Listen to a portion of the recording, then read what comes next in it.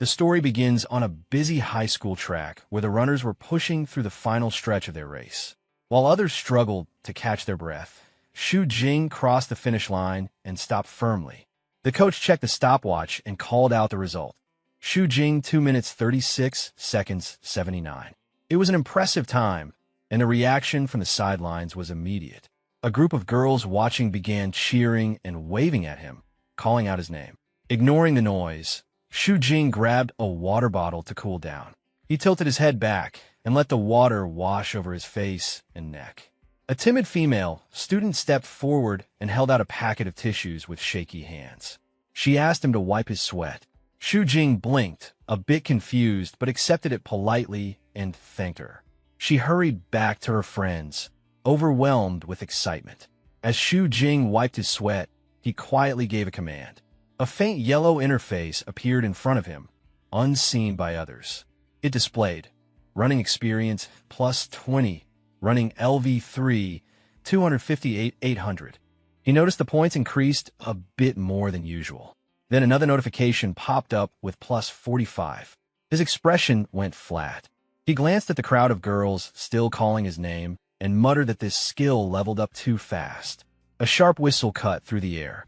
His instincts reacted immediately. A tennis ball was flying toward him at high speed. Xu Jing didn't move in panic. He simply watched its path and caught it with a single motion. The impact sent dust around his hand, but he held the ball firmly. Smoke rose slightly from it, showing how strong the throw had been. He looked at it in confusion while the thrower stood in the distance with a sharp grin. Lu Xing's close friend ran up to him in a panic, asking who the thrower was. Lu squinted, recognized the person, and went pale. It was Pei Guang, the infamous school tyrant. He stood tall near the fence with a red aura around him, tossing another tennis ball casually. Lu nearly fell over in fear. He asked Xu Jing why he had gotten involved with someone like Pei Guang and complained that it was probably because of girls again. He told Xu Jing to accept someone already so he would stop drawing trouble. Xu Jing gave no reaction and tossed the smoking ball aside before walking away. Lu stared at him, frustrated and scared, and chased after him, warning that Pei Guang wasn't someone to provoke. He asked what Xu Jing planned to do.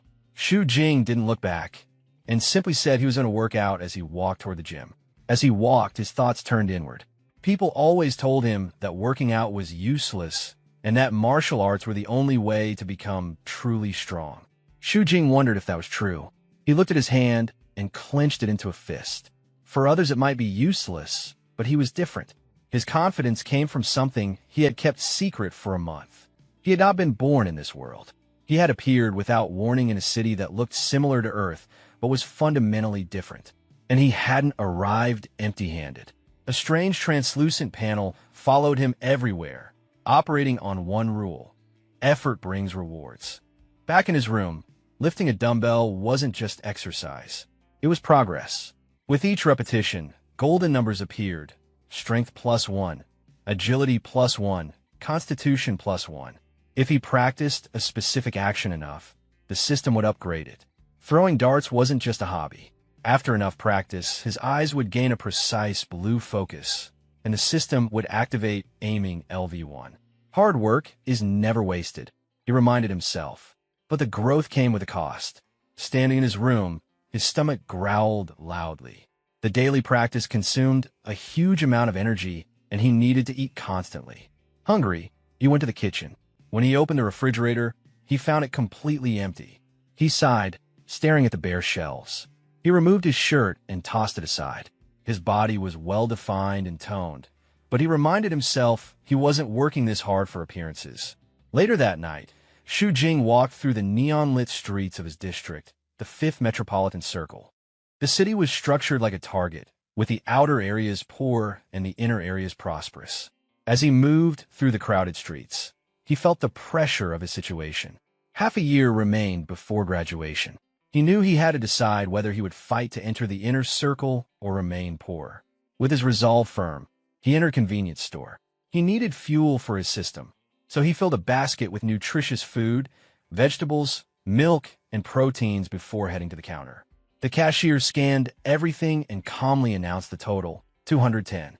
Xu Jing froze. a bead of sweat rolling down his face as his confident thoughts stopped instantly. Moments later, the future ruler of the inner circle was quietly removing items from the basket, returning a carton of milk and then a vegetable, avoiding the cashier's eyes.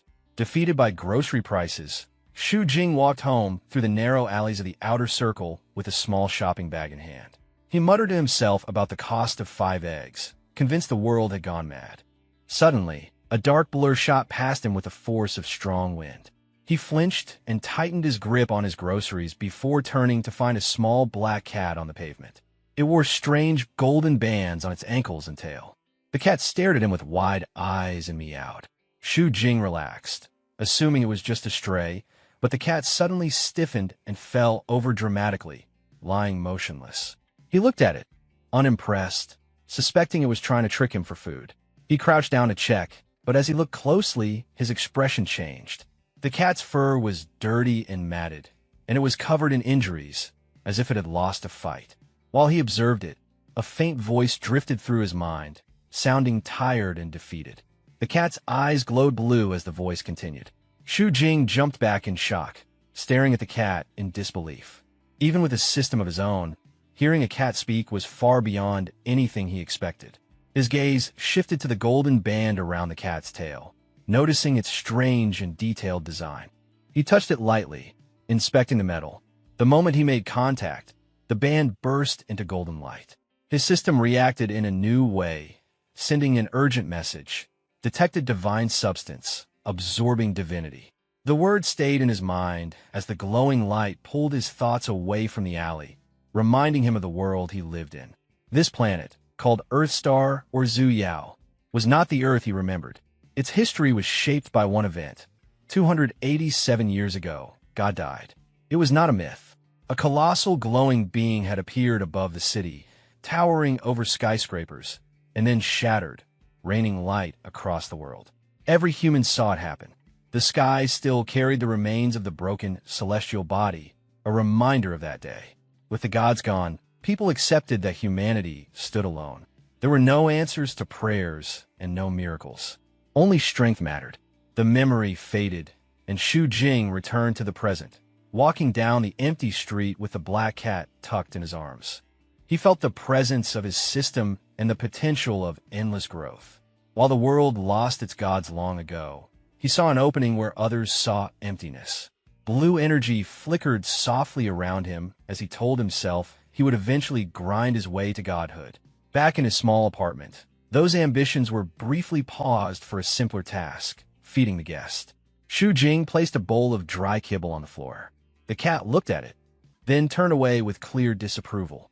Xu Jing's eyebrow twitched as he reminded the creature it was supposed to be a stray, but the same tired voice echoed in his mind, and he realized something. This might not be an ordinary cat. If it had intelligence and standards, then dry kibble wouldn't work. Xu Jing stood up and headed to the kitchen while the cat watched him. Inside, he cooked with efficiency and determination. His knife moved quickly as he chopped scallions. Flames rose as he tossed ingredients into the wok, and every movement was practiced. For him, cooking was just another chance to level up. Soon, the apartment filled with the aroma of a freshly cooked meal. Xu Jing held out the steaming bowl of green pepper and shredded pork rice. The change in the cat was immediate, its earlier arrogance disappearing at the smell. Its eyes brightened slightly as it let out a small sound and began eating quickly. Xu Jing watched from the side with a quiet sense of satisfaction. He realized his guess was correct. Watching the creature eat normal food, he confirmed his thought that it wasn't a real cat at all, but a human who had turned into one. His gaze shifted to the golden band around its tail, thinking that it was probably the cause. Suddenly, a process inside him finished, and he felt a clear change settle in his body. He blinked, surprised by how quickly it completed. The progress continued, and a new ability was ready for him to use. It required a large amount of divinity, but he had just enough. He didn't hesitate and activated it. A golden light filled the room as the ability took effect. The energy gathered into a small flame hovering above his palm before sinking into his skin. He felt a strange new force settle within him. The ability gave him a passive effect and extra life. If he died, he could revive within 7 days. The cooldown was 3 months. She Jing was stunned by how useful it was. He checked if there was an active skill as well, but it remained locked. It needed much more divinity to unlock, and he didn't have enough. His eyes drifted toward the black cat, still eating without a care. He considered draining more divinity from it, but when he noticed the cuts and injuries on its body, he stopped. It already looked weak. He admitted that taking more would be too much. His expression softened. Instead of pulling on its tail, he gently patted the cat's head and decided to think of another approach. The cat finished its meal and let out a small burp. She Jing still couldn't ignore the golden band on its tail. It was clearly connected to divinity, and he needed to understand it. He stood up and grabbed his jacket. He planned to go out and look for clues about divinity and also see what the creature did while he was gone. He stepped outside, closing the door behind him.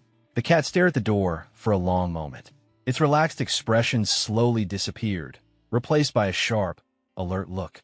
Its emerald eyes glowed faintly as it watched the empty space, clearly more intelligent than it appeared. Outside, the night was cold. Xu Jing walked through the outer ring's crowded streets. The district was filled with poverty, and entering the inner ring required impossible fees, even if someone qualified. Still, many people tried, hoping for a better life. Xu Jing wasn't concerned about that. He knew another way existed. If someone became a martial artist, all barriers vanished. A large character on a graffiti-covered wall spelled out, "Martial," like a reminder to everyone passing by. Xu Jing continued walking until a rough voice called out to him. A bald man holding a baseball bat stepped forward with a blond man carrying a metal pipe. They blocked his path confidently, claiming that he had offended someone named Pu Guang. Xu Jing looked indifferent. Before they could continue, he moved.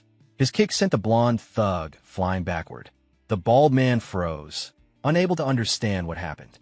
Before he could react, Xu Jing struck him as well, dropping him to the ground. Xu Jing picked up a few loose stones. His left eye glowed faintly as he used a targeting skill, sending the stones accurately into the thugs on the ground. A deeper voice came from behind them. A large blue dragon-shaped aura formed in the alley. Pei Guang stepped forward with clear hostility. He attacked, but Xu Jing dodged easily. Instead of feeling threatened, he became curious. This was the martial arts he had been searching for. Realizing that Pei Guang actually knew martial arts, Xu Jing stepped forward with calm determination. He no longer saw the man as a danger, but as someone who could give him information. He ordered Pei Guang to explain everything he knew. A heavy pressure filled the air as Xu Jing's presence grew stronger. The confrontation ended quickly. Pei Guang was slammed into the wall with enough force to crack it, leaving the alley filled with dust. The school tyrant slid to the ground, completely defeated. He leaned against the scattered debris, holding his bruised chest, his face drained of color. His earlier confidence was gone, replaced with panic as he pleaded desperately. Xu Jing stood in front of him, hands in his pockets, looking down with calm indifference. He found the fight unimpressive. He had expected more, but the opponent only had one predictable move. The brief exchange had been simple. Pian's attack looked strong, but followed an obvious pattern. Xu Jing dodged easily and countered with one accurate strike. As the dust settled, a golden notification appeared at the side of his vision, confirming that the conditions had been met and the fighting skill had activated. Xu Jing felt a shift in his fists. The ability was linking his earlier aiming improvement to the precision of his punches. Looking at the trembling man on the ground, he understood how large the gap between them truly was. Dealing with someone of Peo Guang's level was more than enough for him now. Peo Guang pressed himself against the wall, shaking as he begged Xu Jing not to hit him again. Xu Jing ignored the apology and leaned forward, asking about the punch Peo Guang had used earlier. Confused but too frightened to lie, Peo Guang explained that it wasn't a technique, but inner force. Energy collected throughout the body and released through a movement. Xu Jing asked how to train inner force and who taught him. Peo Guang admitted he only knew the basics and couldn't explain it clearly. Xu Jing watched him for a moment, then grabbed him by the collar, unimpressed by his attempt to appear helpless. He listed the rumors Peo Guang had spread about himself to build a tough reputation, pointing out how different reality was. Peo Guang burst into tears, insisting it was all a persona and none of the stories were true. Xu Jing didn't accept the act and delivered one more strike to make sure the lesson stayed. He warned Peo Guang that if he ever forgot this moment, he would be punished every time they crossed paths. As he turned to leave, he ordered Peo Guang to write a self-criticism and recite it 10 times in front of the class the next morning. He also told him to have his friend record a video so Xu Jing could review it later. Terrified, Peo Guang agreed repeatedly and quickly showed Xu Jing a location on his phone, a dojo. Xu Jing glanced at the screen, noting the dojo location, then walked away, leaving the shaken school tyrant behind. Entering the inner ring marked a clear change. The old brick buildings faded into tall glass structures that reflected the city lights. Following the navigation on his phone, Xu Jing walked quietly through the clean, bright streets. Golden notifications appeared again, calculating experience gained from the earlier fight. He compared it to regular workouts and realized that one short battle had given him more progress than hours of training. He also awakened a new skill, which led him to a simple conclusion. Picking fights would increase his strength faster. Eventually, he arrived at a large building with a golden sign, Golden Wind Dojo. After the phone indicated the destination was reached, he entered. The lobby was quiet, and as he greeted the receptionist, she quickly hushed him, explaining that the master was teaching a class. Inside, an elderly man with a long white beard instructed a group of students about breathing methods and the basics of circulating inner force. Xu Jing stood at the back, listening with interest. This was exactly what he needed. He asked the receptionist if he could join, and she agreed, slightly flustered. A small notification appeared above her head, indicating charm experience. Xu Jing took a seat on an empty mat. The master instructed the students to tighten their core, inhale deeply, and hold their breath. Xu Jing followed the guidance calmly. The assistant watched nervously, worried because the group rarely produced promising students. Soon enough, most students reached their limits. Faces turned purple, many coughed violently, and even their most hopeful student failed. The master looked disappointed. The assistant apologized, asking for more time to find a suitable student. She then quickly stopped him from speaking further and pointed at the back. Xu Jing was still holding on without difficulty. A faint blue aura circled him as he practiced. The breathing method was harder than it sounded, requiring lung capacity most people didn't have. Inside Xu Jing's body, the sensation was intense but manageable. His expression remained composed. When the assistant announced the time was up, Xu Jing released his breath steadily. A notification confirmed his success. Inner force activated. The master immediately approached him, asking if he felt any discomfort. Xu Jing looked at his own palms, noticing faint steam and a light feeling throughout his body. He replied that he felt refreshed. The master's expression brightened.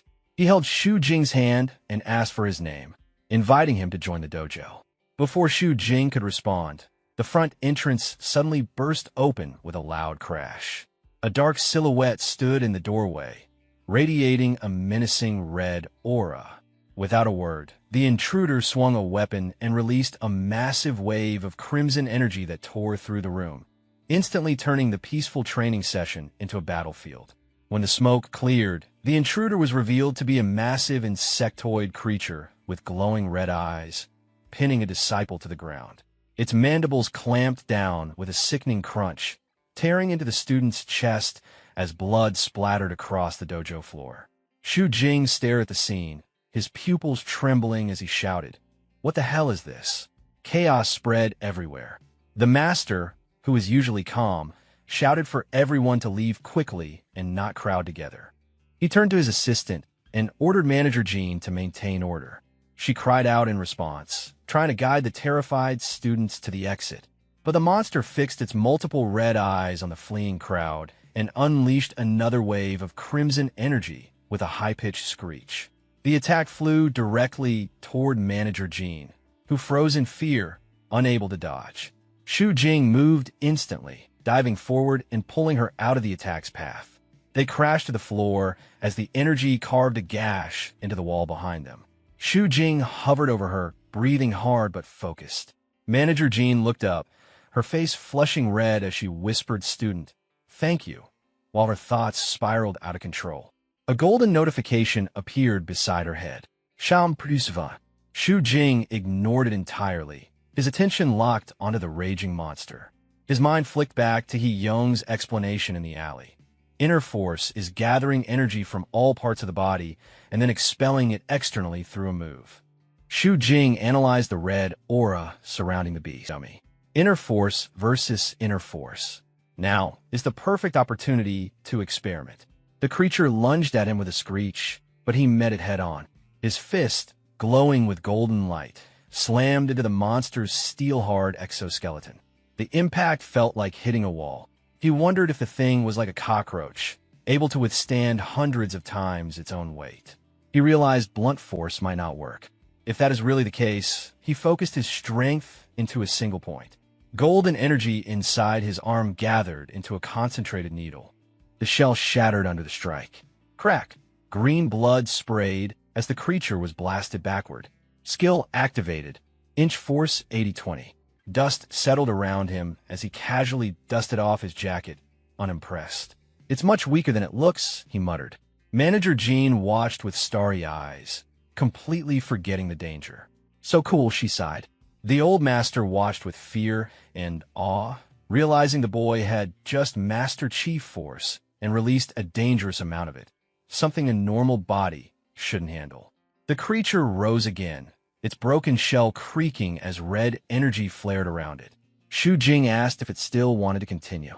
He took a stance, calm and cold, raising his fist as golden lines spread across his skin. "The result will be the same no matter how many times you try." Chi meridians gathered, ready to end it. But before he could strike, a fountain of blood burst into the air. Shu Jing froze, confused. A streak of crimson light tore through the room, followed by a brilliant slash of blue energy. It cleanly sliced the monster apart before it could react. Shu Jing blinked at the severed chunks, briefly thinking he might have overdone it, before realizing that the blue energy wasn't his. A silver-haired woman stood amidst the debris, wearing a sleek tactical bodysuit. "Void Blade taking over this area," she announced. "Unrelated personnel, please evacuate immediately." Shu Jing analyzed her, recognizing the White Raven Squad. To defeat the creature in one strike was impressive. She looked at him, trying to stay professional, though she was surprised by the damage he had caused with his bare hands. A faint blush crossed her face. She immediately decided she needed to recruit him. She stepped forward and handed him a note. "Sunday afternoon at 5 o'clock. Come to the address on the note. I will tell you what you want to know." Shu Jing unfolded it. Ching Ching Library 7F. A library, he thought. Outside, Manager Zhang rushed around him in excitement, worried and infatuated. She tried to check him for injuries and nearly said she would take him home before correcting herself to a hospital. He stepped back politely, saying he was fine and thanked the dojo staff. She called out for him to return tomorrow while hearts practically floated around her. The old master watched him leave, sighing that such talent couldn't be contained in a small dojo. Walking through the illuminated streets, Shu Jing checked his system notifications. Intense Battle EXP had given him Fitness EXP 29, Health Preservation EXP, Charm plus 50, and Fighting EXP 98. Conditions met. Activated. Inch Force. He studied the new technique, realizing it was simply concentrated chi accelerated in a short distance. He tried gathering chi again, but strain hit instantly, so he released it quickly, remembering the danger of internal injury. He decided to rest and try again tomorrow. The night's events weighed on him. White Raven Squad, Cockroach Man, this world hid many secrets. He touched the note in his pocket, planning to check the address on the weekend. When he reached his apartment, he checked the security feed. The camera showed his black cat sitting upright in his chair, typing on his keyboard. He kicked the door open and confronted the cat. "What were you just messing with on my computer?" The cat only blinked innocently. Meow. A silent standoff followed, until Shu Jing sighed from exhaustion and collapsed onto the bed without changing. The cat crept closer, curious, then caught the metallic smell of blood. Its expression hardened instantly. Energy crackled around it as it wondered who had hurt its person. In a spiritual vision, The cat appeared before Shu Jing, larger and imposing, declaring itself Ningfuna, leader of the dragon sect, demanding he explain what happened so it could seek justice. Shu Jing, half asleep, only muttered that he knew the cat could speak and said they would talk after he slept. Ningfa panicked, shaking him and shouting for him to stay awake long enough to explain. The morning sun shone into the apartment, lighting up the table where fried shrimp, fresh salad, and rice were set out. Shu Jing sat at the table looking completely refreshed. Full health resurrection had cleared away all the fatigue from the previous night. Across from him, the black cat was eating quickly, her cheeks full as she spoke between bites, sauce still on her face. So, you weren't beaten up by someone, but instead, you defeated a monster? Shu Jing ate calmly. Yeah, the cat swallowed, and her expression turned serious for a moment. I haven't heard of those things running into the city area, she said, bothered by the thought. Shu Jing watched her, his expression softening. Despite her attitude and unusual origins, she had been genuinely worried about him the night before. He reached out and gently placed his hand on her head. Thank you for worrying about me so much, Nar, he said with a warm smile. The cat froze, her face turning red as she stammered, caught off guard. Nar. She pushed his hand away, trying to regain her composure. You're not allowed to call me Nar. You must address me respectfully as Lord Sect Leader. Shu Jing pulled his hand back, his smile turning playful. Okay, Lord Nar. Before she could react again, he leaned back and held up his phone. The relaxed mood immediately shifted into something more serious. Since Lord Nar can speak, he said with sharp eyes, why don't you explain what the you inside the phone was doing? The cat stiffened, her expression going blank before anxiety took over. She froze, realizing she had walked straight into trouble.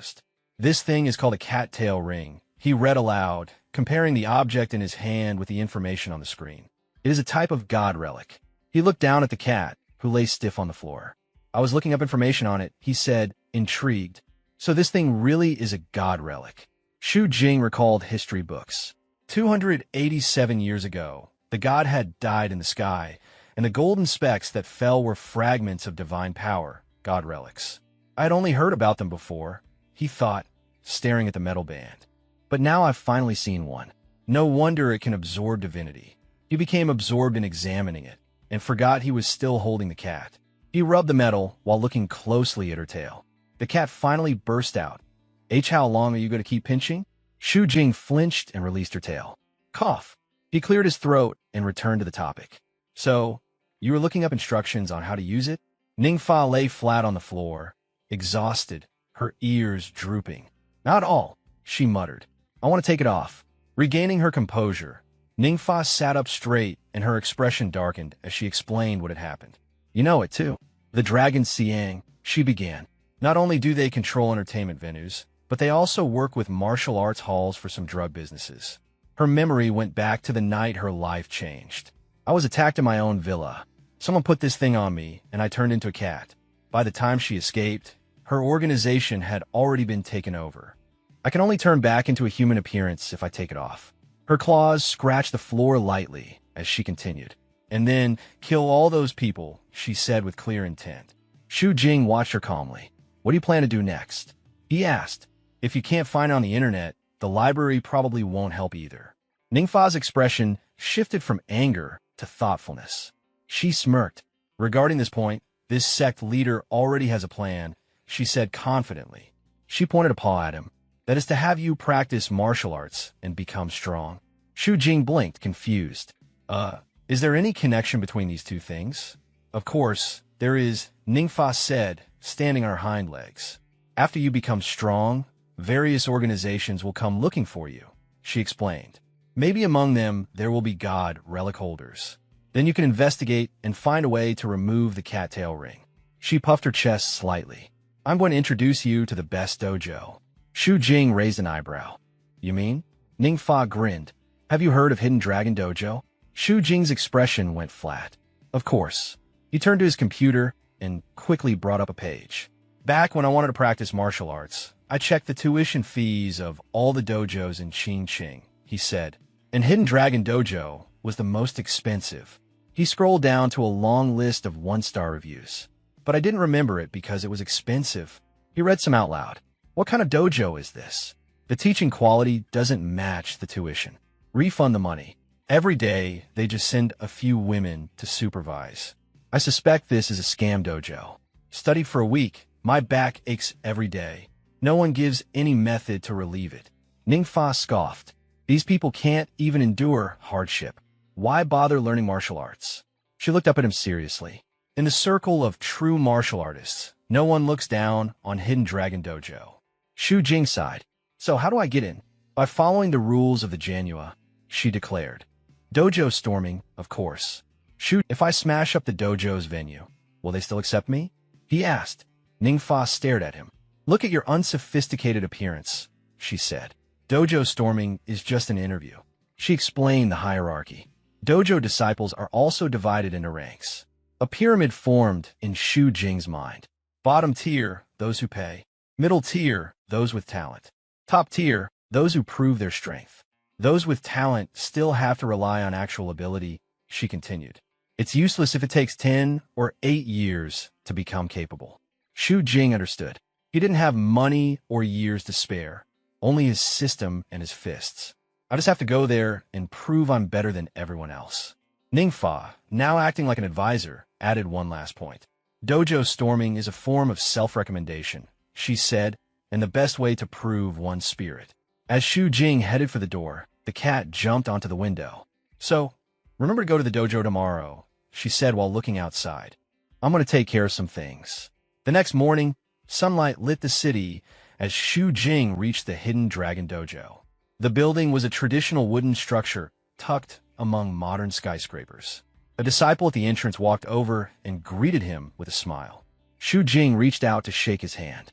As their palms met, Shu Jing felt a sudden, sharp pressure. The disciple squeezed hard, veins standing out on his arm, while keeping a polite smile. Shu Jing guessed it was a test and decided to take it seriously. He gathered golden energy in his hand and squeezed back. The disciple cried out and pulled his hand away in pain. Shu Jing laughed and played it off, saying the man liked to spar. The other disciples snickered and the greeter complained about Shu Jing's strength. Shu Jing realized his mistake and let the man go. The commotion drew attention. Someone warned that the master and the direct disciples were approaching. A group moved in, radiating a stronger presence than the gatekeepers. Leading them were direct disciples who looked like experienced fighters. Li, a large muscular man. Zhu Shanning, a fierce woman in a qipao. Mingqing Xiao, a sharp-eyed girl with glasses. Chun Fuguang, a confident green-haired youth. And in the center, the Master Mang Basong in a wheelchair with a black cat wearing a heavy pearl necklace on his lap. The lower-ranking students whispered, surprised at the gathering. The master rolled forward and asked if Shu Jing had come for dojo storming. The cat on his lap looked up and fixed its eyes on Shu Jing. The master noted it had been a long time since someone dared to try dojo storming his place. He then asked Shu Jing if he thought he was qualified. Shu Jing glanced at his system and worried quietly. His combat-related levels were low compared to a dojo master. The master announced he would ask questions first. Shu Jing answered his name and age. The questions then turned personal, where he lived, what his parents did, whether he had siblings. Shu Jing stood, sweating and confused, as the questioning felt oddly like a marriage interview. The master laughed and said he had to ask extra questions for a future son-in-law. Zhu Shanning stepped forward, cracking her knuckles and insisting they fight to decide. She promised she would go easy on him. Shu Jing shook off the confusion, refocused, and raised his fists. As Zhu Shanning entered the center, the other disciples whispered that Shu Jing might be in trouble. Ning Funa, the black cat, watched from the sidelines, puzzled and annoyed at the idea of a marriage interview. Zhu Shanning attacked without hesitation, her movements sharp and controlled. Shu Jing's aiming skill broke her movement down into precise frames. He did not retreat. Instead, he moved in her guard and grabbed her wrist. Using her momentum against her, he twisted and threw her off balance. She spun away and stumbled dazed. The direct disciples' expressions shifted from amusement to interest. Li commented that Shu Jing's dynamic vision and grappling positioning were accurate, noting the brief exchange with a critical eye. Next to him, The green-haired Chun Fuguan grinned, amused by the scene. He said it reminded him of his own younger days and laughed, calling Xu Jing a good seedling. Master Mang Boss Hang joined in with a warm laugh while stroking the black cat on his lap. The tension in the room faded. The cat, Ningfiana, looked proud but was actually relieved inside. Xu Jing stood straight, dusting his hands, and asked the old dojo master if his dojo storming was successful. Golden notifications appeared in his vision, marking the reward of the battle, including the experience gained and the rise in charm. Master Mang moved forward with a pleased expression and confirmed that Xu Jing was qualified to become a direct disciple. He then reminded him that it was time to change how he addressed everyone. Xu Jing responded respectfully, greeting the master and his senior brothers and sisters. Chun Fuguang laughed loudly and called him the seventh junior brother. From the floor, Zhu Shanning, still holding her sore arm, introduced herself as the sixth senior sister and insisted he shouldn't get proud over one victory. Xu Jing thanked her warmly, noting in his thoughts that she had been the youngest before his arrival. A female disciple with long brown hair approached politely, offering to guide him through the entry procedures. Xu Jing quietly questioned the fancy title she used for him, and Master Mang clarified that as a direct disciple, he should not be looked down upon. She added that as an inner ring resident, the title was appropriate. Xu Jing asked if it could be changed, saying young master felt awkward, but eventually accepted whatever they preferred. Later, in the dojo lounge, Xu Jing relaxed on a sofa with the black cat resting on his lap. He mentioned that dojo storming wasn't as hard as he was told, saying the fight ended in one move. The voice of his guidance corrected him, explaining that Zhu Shanning was actually far stronger and that martial arts required more than just numbers. Decisions, intelligence, state of mind, and luck all mattered. Xu Jing understood and acknowledged that his victory had been influenced by luck and that he still had much to learn. The topic shifted, and he explained where he went the previous night, mentioning a visit to Grandpa Li and casually revealing some family history. The disciple awkwardly accepted the explanation and handed him an identity card for future access to the dojo. He received more charm experience, accepted the card, and prepared to return the next day. The following morning, the dojo was unusually lively. Disciples whispered as Xu Jing trained intensely in the center of the hall. He had been grinding all night, drenched in sweat and pushing himself through exhaustion while golden notifications continued to appear, marking improvements in fitness, inner force, and other skills. He sensed himself close to breaking through and refused to stop. With one final surge, a golden light flowed around him, signaling his breakthrough to inner force level 3. Drained, he collapsed onto the floor.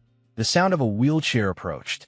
Master Mang looked at him with approval, saying Xu Jing was the strongest disciple he had ever accepted and would soon be able to cultivate the hidden dragon technique. Even exhausted, Xu Jing was eager and immediately asked about the method. Master Mang told him to hold out his hand. As they touched, the old man's expression shifted.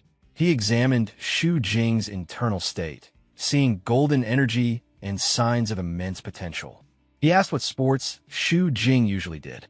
Xu Jing tried to downplay it, but the master shook his head, saying there was no problem, only that Xu Jing's body was unnaturally well-balanced, almost as if crafted perfectly.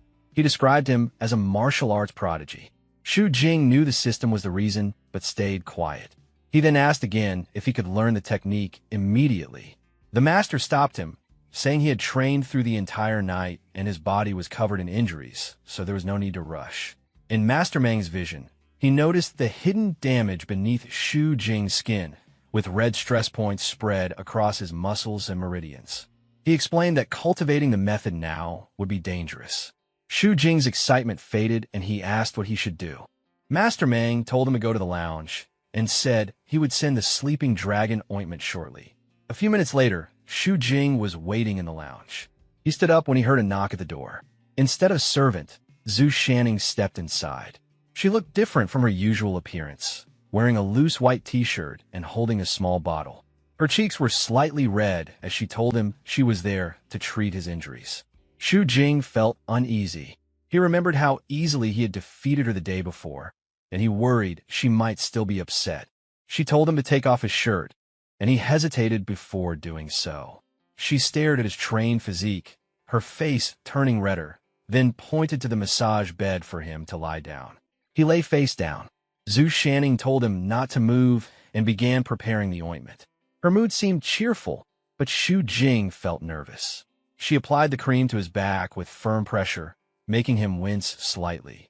She leaned more of her weight onto him, asking why he wasn't reacting. He told her it was fine as long as she was comfortable. Hearing this, she paused. She admitted that she had acted out of her own frustration from losing and had tried to tease him. She asked timidly if he was angry. He reassured her that he wasn't and told her to continue. She finished treating his upper body and jokingly told him to take off his pants.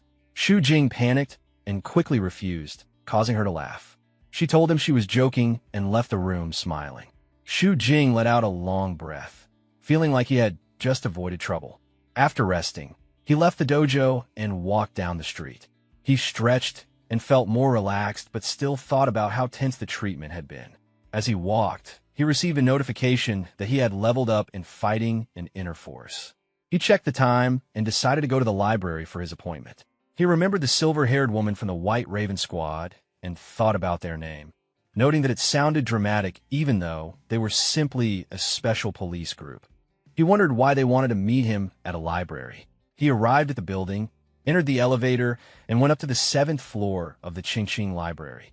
The doors opened to a massive room filled with books, but the space was dead silent. The library was empty, and Xu Jing walked down the long aisle of bookshelves, wary of a possible trick. From the shadows emerged a young woman with long blonde hair, tied in a ponytail, radiating brightness and cheer, a stark contrast to the silver-haired soldier he had encountered before. She gestured toward a table by the window, bathed in warm sunlight. Xu Jing noted the setting, understanding that the meeting was conducted in secrecy, away from the special police station. Her expression carried appraisal, and it was clear she had already evaluated him. He considered the reasoning behind her interest and remained guarded, questioning the basis for her attention. The woman picked up a red book from the table, signaling its importance. Xu Jing stiffened, realizing that his knowledge of god relics, information he had shared only with the cat, had drawn her notice. A chill ran through him as he assessed her background and intentions, noting that the recruitment process was far more complex than he had anticipated. She poured water into a cup and slid it across the table without explanation. Xu Jing drank it and found it ordinary, yet he remained suspicious. A second cup of liquid, clear and colorless, revealed sweetness when tasted, a revelation that unsettled him. It confirmed that her intentions were deliberate and layered with hidden knowledge. She then explained the true history of their world. 287 years ago, God had died. The scattered points of light from the deity's demise, later called God's blood, had fallen to the earth, embedding themselves in objects, living beings, and aspects of human fantasy. Objects containing this divine substance were known as god relics. She displayed a glass teapot glowing faintly with magical light, identifying it as a god relic, a sweet water kettle with a unique serial number.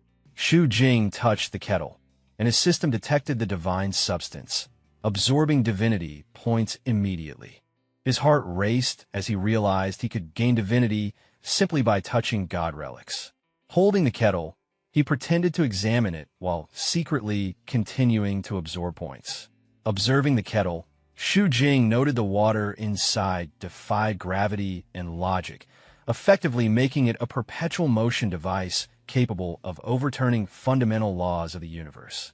He began connecting this to the inner ring of the city, where abundant electricity and resources existed, unlike the suffering outer ring. He hypothesized that god relics might explain the disparity. He restrained himself from overthinking, understanding that the very existence of a god relic symbolized unreasonableness and was beyond human replication. After reluctantly stopping his absorption of divinity, Xu Jing considered the motives behind the woman's revelation. She provided proof of her authority, including her company's official designation as a god relic containment and research entity, and acknowledged his recent feat in defeating a monstrous opponent with the body of a normal person. Xu Jing recognized that his courage and spiritual strength had impressed her. Determined, Xu Jing resolved to join the organization immediately, seeing it as an opportunity to access God relics and gain experience points. His determination was absolute, and he envisioned the possibilities of working in a God relic containment environment with unrestrained ambition.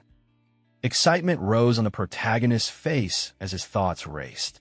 A God relic containment company meant frequent contact with God relics. At present, God relics were the only known source of divinity. Even the passive skill twin life was already this powerful, and if the active skill was even more unreasonable, then no one in this world would be able to defeat him. In his mind, the future was clear, and wealth felt inevitable. While he was lost in his thoughts, Wu Yuqing observed him quietly and formed her own impression. To her, he looked like someone who had not yet seen much of the world. She took out a contract from behind her and handed it to him. The protagonist accepted it and began reading carefully. As he scanned the contents, he realized it was mostly identical to a standard labor contract, with the addition of a confidentiality agreement. His attention soon shifted to the second section. It detailed the dangers involved in God relic work, clearly stating that unforeseen risks were possible. In the event of disability or death during containment operations, the company would provide a compensation of $5 million to the family, covering medical costs, funeral expenses, and basic living support. It also specified that no further claims could be made and that incidents caused by personal negligence would not be covered. After reading this section, doubts surfaced in his thoughts. He began to wonder whether this job was far more dangerous than he had expected. Wu Yuqing then explained the grading system of God relics, which were divided into 4 levels based on danger. As a newcomer, he would only be assigned the lowest grade tasks. As long as procedures were followed, the risks would remain minimal. Only after showing sufficient growth would he be exposed to truly dangerous work. Confidence surfaced in his thoughts as he considered the higher grade relics. Wu Yuqing clarified that relics of the highest grade were beyond the scope of individuals or single organizations and would inevitably involve official government forces. Still, a lingering question troubled him. He could not understand why he had been chosen. Having contact with a God relic alone did not seem enough to qualify him. In his thoughts, he reasoned that she knew nothing about his panel or his martial arts training. Being invited solely based on Void Blade's recommendation felt suspicious. Wu Yuqing then revealed the true reason. According to her, God relics possessed a form of will. Rather than humans finding them, relics were drawn towards certain people. Among humanity existed rare individuals capable of attracting God relics naturally. She herself was one such person, and the protagonist shared the same constitution. To her, the offered salary alone was proof of sincerity. As he looked at the salary section of the contract, his thoughts shifted again. The pay was substantial, with a high monthly salary, a share of containment rewards, and additional stacked benefits. Realization dawned on him that this was why the company had acted so urgently. When he signed the contract, his thoughts were already settled. Salary was secondary. What truly mattered to him was access to God relics.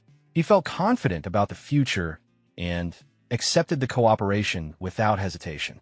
After concluding the agreement, he prepared to leave. As he exited the library, his thoughts returned to his priorities. Between training at the Hidden Dragon Dojo and collecting God relics, he knew these pursuits alone would consume his time. For the foreseeable future, school would likely have to wait. He sent a message to his friend, asking for help and requesting leave from the teacher on his behalf. His friend quickly agreed, and he replied with a brief message of thanks. While chatting, his thoughts drifted. A monthly salary of 200,000 was an amount he could not have earned even 10 years after graduating. Right now, improving his strength was the most urgent matter. Only by becoming stronger would there be any hope of going back. The scene shifted to the outer ring, where he walked while projecting his digital screen into the air. His attention focused on his active skill, wanting to understand its function first. The screen displayed information related to twin life, including the divinity required for upgrading, its passive effect of possessing 2 lives with a selectable resurrection time, and a cooldown period. The active ability was now unlockable, while another ability remained locked behind higher requirements. He proceeded to activate the active ability. New information appeared, explaining that for each level, one physical-related ability could be designated, producing a doubling effect when used. The available options included memory, physical defense, physical strength, reaction speed, movement speed, calculation ability, and concentration. As he reviewed the options, he analyzed them carefully. Choosing physical strength would double his power, but his main combat method relied on precision rather than brute force. Defense felt unnecessary due to his existing durability. In martial arts, speed often determined victory, so movement speed became the most logical choice. Before committing fully, he decided to create a control comparison. He fixed his gaze on a distant street lamp, roughly 100 meters away, and ran at full strength to measure his baseline performance. The timer showed just over 10 seconds, which he found acceptable. He then activated Twin Life and repeated the run. This time, his movement was drastically faster, finishing in roughly half the time. The result left him exhausted but satisfied, confirming that the speed increase was exactly double. As he recovered, his thoughts deepened. Improving sprint times was relatively simple at first, but beyond a certain point, even a minor improvement required immense effort, talent, and resources. In real combat, where even the smallest mistake could be fatal, this kind of acceleration defied logic and intuition. It was decisive and unavoidable. With a sense of achievement, he clenched his fists, recognizing Twin Life as a skill that ignored physical laws and limits entirely. He attempted to use the skill again while his body was still warm, only to find it unavailable due to a cooldown. Frustration followed, but he quickly realized that only around 20 seconds had passed since activation. This meant the skill would need to be used sparingly, with no clear indication of when it would fully recover. Exhaustion finally set in, and he decided to head home. As he walked toward his apartment, soreness spread through his body from an entire day of exertion. His plan was simple: bathe, sleep, and return to training the next day. He ended up falling asleep in the building hallway. When he woke, he checked his phone and saw that over 6 hours had passed, leaving him confused about how he had ended up there. He immediately checked the recovery status of Twin Life. The cooldown was nearly complete. From his calculations, each second of usage required 1,000 seconds of recovery, meaning full usage demanded roughly 6 hours to recharge. A message appeared reminding him of training. Panic set in, and he ran at full speed toward the dojo. Upon arriving, he pushed open the gate and was quickly noticed. He was led forward without delay, pulled directly into a sparring session meant to demonstrate proper gene force usage. The surrounding trainees whispered among themselves, assuming the outcome was obvious and hoping he would not get hurt. Hearing this, he recognized that the situation mirrored the previous encounter. Despite being framed as a demonstration, he knew she intended to reclaim her pride from last time and would not hold back. Instead of concern, he felt calm. This was the perfect chance to test his new ability. The sparring match between the protagonist and Zhu Shaniying began. He did not rely on raw power. Instead, his movements were swift and precise. In a brief exchange, he caught her arm and redirected her momentum, forcing her down. Her body struck the ground, and the floor beneath her cracked apart, breaking into fragments from the force of the impact. As she lay on the ground, struggling to regain her senses, confusion filled her thoughts. She had used her full strength, yet the result was still defeat. She could not understand why. The protagonist looked at her and responded lightly, treating the outcome as if it were simply a friendly exchange. Soon after, multiple screens appeared in succession, recording the experience gained from the fight across various areas, including combat, fitness, health preservation, aiming, and sports. Among them, one of his skills advanced to the next level. While reviewing the information, he began to reflect. The result no longer counted as defeating a stronger opponent while being weaker. This led him to suspect that once Twin Life speed was activated, the panel no longer judged him as inferior to Zhu Shaniying. Despite her superior combat experience and caution, she had still failed to react in time. This confirmed to him just how powerful Twin Life truly was. Clenching his fist, he felt satisfied. His future training focus became clear. He needed to learn how to fully utilize the advantage created by overwhelming speed. From a distance, Chen noticed him and called out, inviting him to train together. The protagonist agreed, and followed along. After some time passed, Chen observed him closely and realized something was wrong. What he had previously assumed to be exaggeration turned out to be real. The protagonist was already close to cultivating dragon chi, something that should not have been possible in such a short time. Chen explained the concept behind it. In the martial arts world, there existed a legendary physical state known as the treasure body. It referred to refining the human body into something comparable to a treasure. This state was said to involve 5 types of perfection: muscles like dragons and elephants, tendons like iron tree roots, flawless glazed glass skin, molten gold blood, and indestructible jade bones. Each stage represented an extreme transformation of the body. However, this realm was generally considered a myth, as no one had ever truly achieved it. The protagonist listened calmly. In his thoughts, he did not see it as impossible. Just because others could not achieve it did not mean it was beyond his reach. Chun joked internally that perhaps even becoming a martial arts myth was not entirely impossible. He then showed something on his screen and guided the protagonist forward, preparing to introduce him to someone important. He indicated that this person was the most powerful eldest senior brother of the Hidden Dragon Dojo, Manhwa. Before the introduction could properly continue, someone suddenly entered the dojo by crashing through a window. Glass shattered as the figure landed inside. The protagonist and Chun both watched the scene with shock and unease. Chun immediately recognized the person and reacted with visible tension.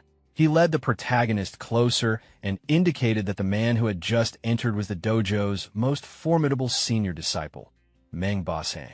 As the protagonist observed him, his thoughts became cautious. The man clearly had unusual traits. He appeared quiet, physically overwhelming, disliked trouble, possessed extreme strength, was overly protective, and behaved in an unorthodox manner. Chun further indicated that this senior brother had a habit of avoiding normal entrances and preferred entering through windows instead. The protagonist glanced toward the broken window and began calculating internally. Jumping from the highest floor would require terrifying physical strength, far beyond ordinary standards. After a brief exchange between Chun and Manhwa, Chun seemed to understand the situation. He then informed the protagonist that he needed to leave to handle some matters. Before leaving, Chun emphasized a key principle of the hibernating dragon technique. Its core lay in force delivery and shaping. The protagonist repeated the concept in his mind, slowly grasping its meaning. He realized that he had been overly focused on increasing the quantity of chi while neglecting how it was shaped and controlled. A new idea formed as he considered combining this concept with his aiming ability. 3 hours later, the protagonist sat in meditation, breathing steadily and focusing his mind. He gathered his power into his index finger and released it toward the wall. The impact created a large hole, far exceeding anything he had achieved before. As he examined the result, he acknowledged that this was far more effective than simple projectile techniques. At that moment, the dojo master arrived alongside Zhu Shanying, applauding his progress. The master appeared pleased, recognizing that in addition to his exceptional physical talent, the protagonist also possessed remarkable aptitude in sports-related cultivation. The master then handed him a pearl-like object. Without hesitation, the protagonist consumed it. Immediately afterward, the master's expression turned serious, demanding his full attention. The protagonist's consciousness began to fade. Confusion filled his thoughts as his surroundings blurred. He questioned where he was and what had just been done to him. As he lost consciousness, he perceived a massive dragon formed entirely of energy. The dragon surged forward and entered his body. A glowing, dragon scale-like pattern appeared on his arm. As he faintly registered the change, confusion lingered in his thoughts as he stared at his transformed hand. The protagonist held his head tightly with both hands as discomfort surged through his body. Pain throbbed behind his temples while the chi inside him felt chaotic, rushing wildly in every direction. He suspected that this instability was the effect of the pill he had just consumed. As his consciousness stabilized, he focused inward. He slowed his breathing, deliberately calming the restless chi. Using the hibernating dragon technique, he entered a controlled state of breath retention. The sensation that followed felt profound and unfamiliar. All distracting thoughts faded away, leaving only clarity. In that moment, he realized that complete focus on cultivation alone was enough. His consciousness was soon pulled back into the dreamlike dimension. Once again, he found himself seated before the gigantic dragon formed from particles resembling god relics. As he faced it, his eyes transformed, taking on the same presence as the dragon's. Several translucent screens appeared before him, indicating that the conditions had been met and a new skill had been activated. The visualization ability appeared, newly unlocked, and still at its initial level. When he fully regained awareness, confusion surfaced. He did not understand how he had returned so suddenly. Observing him, the dojo master appeared calm and satisfied. The master had intervened just in time, preventing the protagonist's chi from being completely exhausted. Cultivating dragon chi on the first attempt was no small feat, and the master clearly regarded this achievement as extraordinary. The protagonist wondered what dragon chi truly was. The dojo master explained that dragon chi was fundamentally tied to emotion. Strong emotions enhanced strength and vitality, especially in moments of anger or survival. Within the hidden dragon style, stimulating emotions was referred to as chi of motion, while controlling emotions was known as chi of stillness. Mastery came from combining both states, allowing success in any pursuit. Motivated by this explanation, the protagonist considered how such power could be trained. The dojo master believed he had already grasped the core of it and encouraged him to reflect rather than ask further. The protagonist realized that the essence might lie in the distraction-free state he had entered earlier. As memories surfaced, he noticed something strange. Knowledge from his past life felt intact and vivid. Problems he once struggled with now seemed simple and effortless. Concepts he had not studied in years appeared clearly in his mind. This sudden clarity led him to realize that his intelligence had improved. The dojo master acknowledged this, but implied that it was only a minor aspect of the transformation. The protagonist also noticed that ordinary matters no longer stirred his emotions easily. His imagination had strengthened significantly. He could now visualize a giant dragon with extreme precision, down to individual strands of its mane and every golden scale. He suspected that this ability was closely related to visualization itself.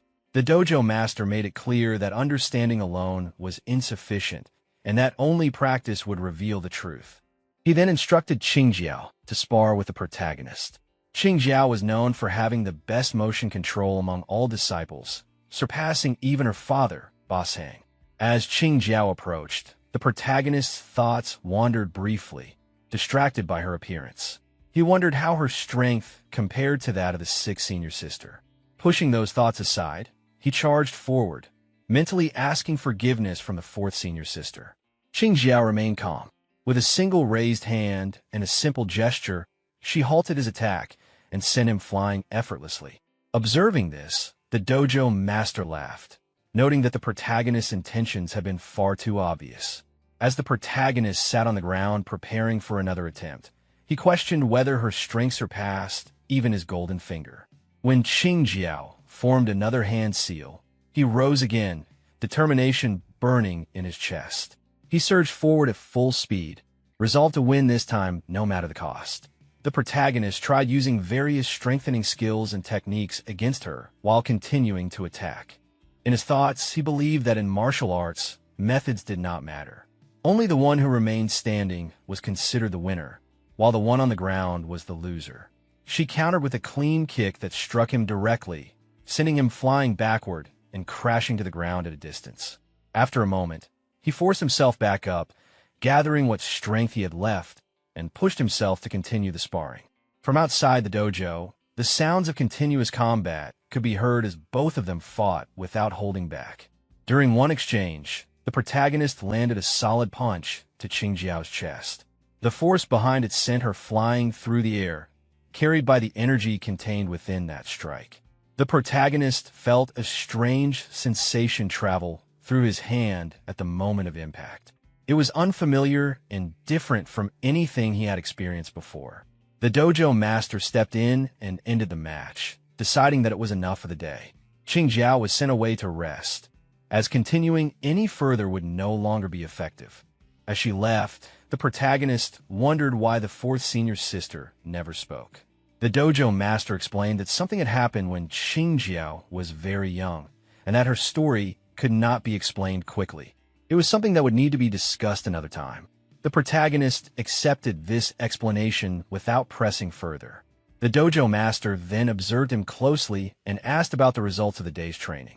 Sweat streamed down the protagonist's face as he reflected on how he felt. His body was completely exhausted, more tired than he had ever been in his life. At the same time, he felt an unfamiliar sense of happiness and fulfillment. On his way home, the protagonist thought about the sparring session. The fourth senior sister was extremely fierce. After sparring with her for more than 4 hours, his experience had increased significantly. He realized that continuing to train alongside her would be extremely beneficial. When he reached his apartment, he opened the door and called out to his cat, bringing fried chicken with him. When there was no response, unease settled in. He searched around the apartment, growing increasingly worried as time passed. It was already late, and the cat was nowhere to be seen. As he approached the bathroom, he noticed that the light inside was turned on. Seeing this, a thought crossed his mind. Someone appeared to be inside the bathroom. Standing near the bathroom door, the protagonist noticed a single pair of shoes placed neatly beside it. He reasoned that Warner had not brought any guests home. With only one pair present, it meant she was likely inside. A sense of unease followed. His thoughts turned cautious as he recalled that Warner had mentioned having enemies before. The possibility that something had gone wrong crossed his mind. He hurried forward and pushed the bathroom door open. Inside, he saw Warner bathing calmly. The tension in his mind immediately eased, and he realized there had been no danger at all. He sat down beside the bathtub and gently held her paw, reminding himself that the fried chicken he brought back would get cold if they wasted time. At the mention of food, Warner's attention shifted, her thoughts clearly drawn toward hunger. The protagonist joined her by the bathtub and began helping her bathe, carefully scrubbing her head with soap. As this continued, Warner drifted into a light daydream, relaxed by the familiar care. At that moment, Warner turned toward him and placed a paw against his chest. The relic attached to her tail suddenly began to glow. The light grew intense, forcing the protagonist to close his eyes as tears formed from the brightness. When the light faded, something had clearly changed. Wana was no longer in her original form. She had transformed into a human figure that still retained certain feline traits. The protagonist froze in shock, struggling to process what he was seeing. Wana herself noticed the change at the same time. Seeing her own hands and unfamiliar body caused immediate confusion and embarrassment. She instinctively tried to cover herself and blocked the protagonist's view with her tail. The protagonist remained still and calm, reassuring himself that he had not seen anything inappropriate. His focus was on de-escalating the situation rather than reacting. As Warner became aware of her position, her embarrassment deepened. She shut her eyes tightly, overwhelmed by the sudden transformation and proximity. The protagonist noticed her reaction and questioned internally what was wrong. Warner, flustered and upset, denied that anything was happening, though her thoughts betrayed her confusion and frustration. She realized that the transformation had likely been triggered unintentionally. The emotions she had felt earlier, combined with the situation and the relic's response, had caused this outcome. The condition itself felt messy and unreasonable to her, especially with the remaining animal traits still present. She warned herself not to let misunderstandings form. This situation was clearly an accident, nothing more. As she attempted to move away, another unexpected sensation made her react sharply, further escalating her embarrassment and anger. The protagonist, maintaining restraint despite his own discomfort, understood that the situation was beyond simple control. He realized that if she did not move away soon, things could worsen unintentionally. Warner finally decided to leave the bathtub. She instructed herself to move carefully and insisted that the protagonist keep his eyes closed. As she stepped out, her foot slipped on the soap. Losing balance, she fell directly onto the protagonist's lap. The sudden impact left both of them frozen. The protagonist stiffened, sweat forming as he struggled to remain composed. Warner, completely flustered, realized what had happened and panicked internally, insisting that it had not been intentional. The protagonist felt a wave of embarrassment, his face heating up as he struggled to remain still. The situation was becoming increasingly difficult to manage, especially with Warner still so close. Warner reacted with visible discomfort. Her movements became restless, and her expression showed clear unease. The more she shifted, the harder it became for him to keep control. Tears welled up in her eyes as she felt overwhelmed, unable to fully explain herself. It was obvious that none of this had been intentional. The protagonist focused on calming her down. He understood her panic and reminded himself to endure just a little longer. At the same time, he realized that if this continued, things could spiral beyond control. His expression turned serious. He knew that she needed to leave immediately, or the situation would become far more complicated. Wana noticed the shift in his demeanor. After a brief pause, she suddenly bolted out of the bathroom at full speed, instinctively covering herself as she fled. Left alone, the protagonist finally exhaled and resumed bathing by himself, trying to clear his thoughts. An hour later, he stepped out of the bathroom, drying his hair with a towel. He noticed that Warner had already returned to her original form. The transformation had reversed without warning, leaving only confusion behind. Warner appeared frustrated and irritated. After calming down earlier, she had inexplicably turned back into a cat and was now unable to transform again. The inconsistency of the relic's behavior clearly bothered her. When the protagonist tried to approach, she dodged away and put distance between them. Observing this, he understood her reaction.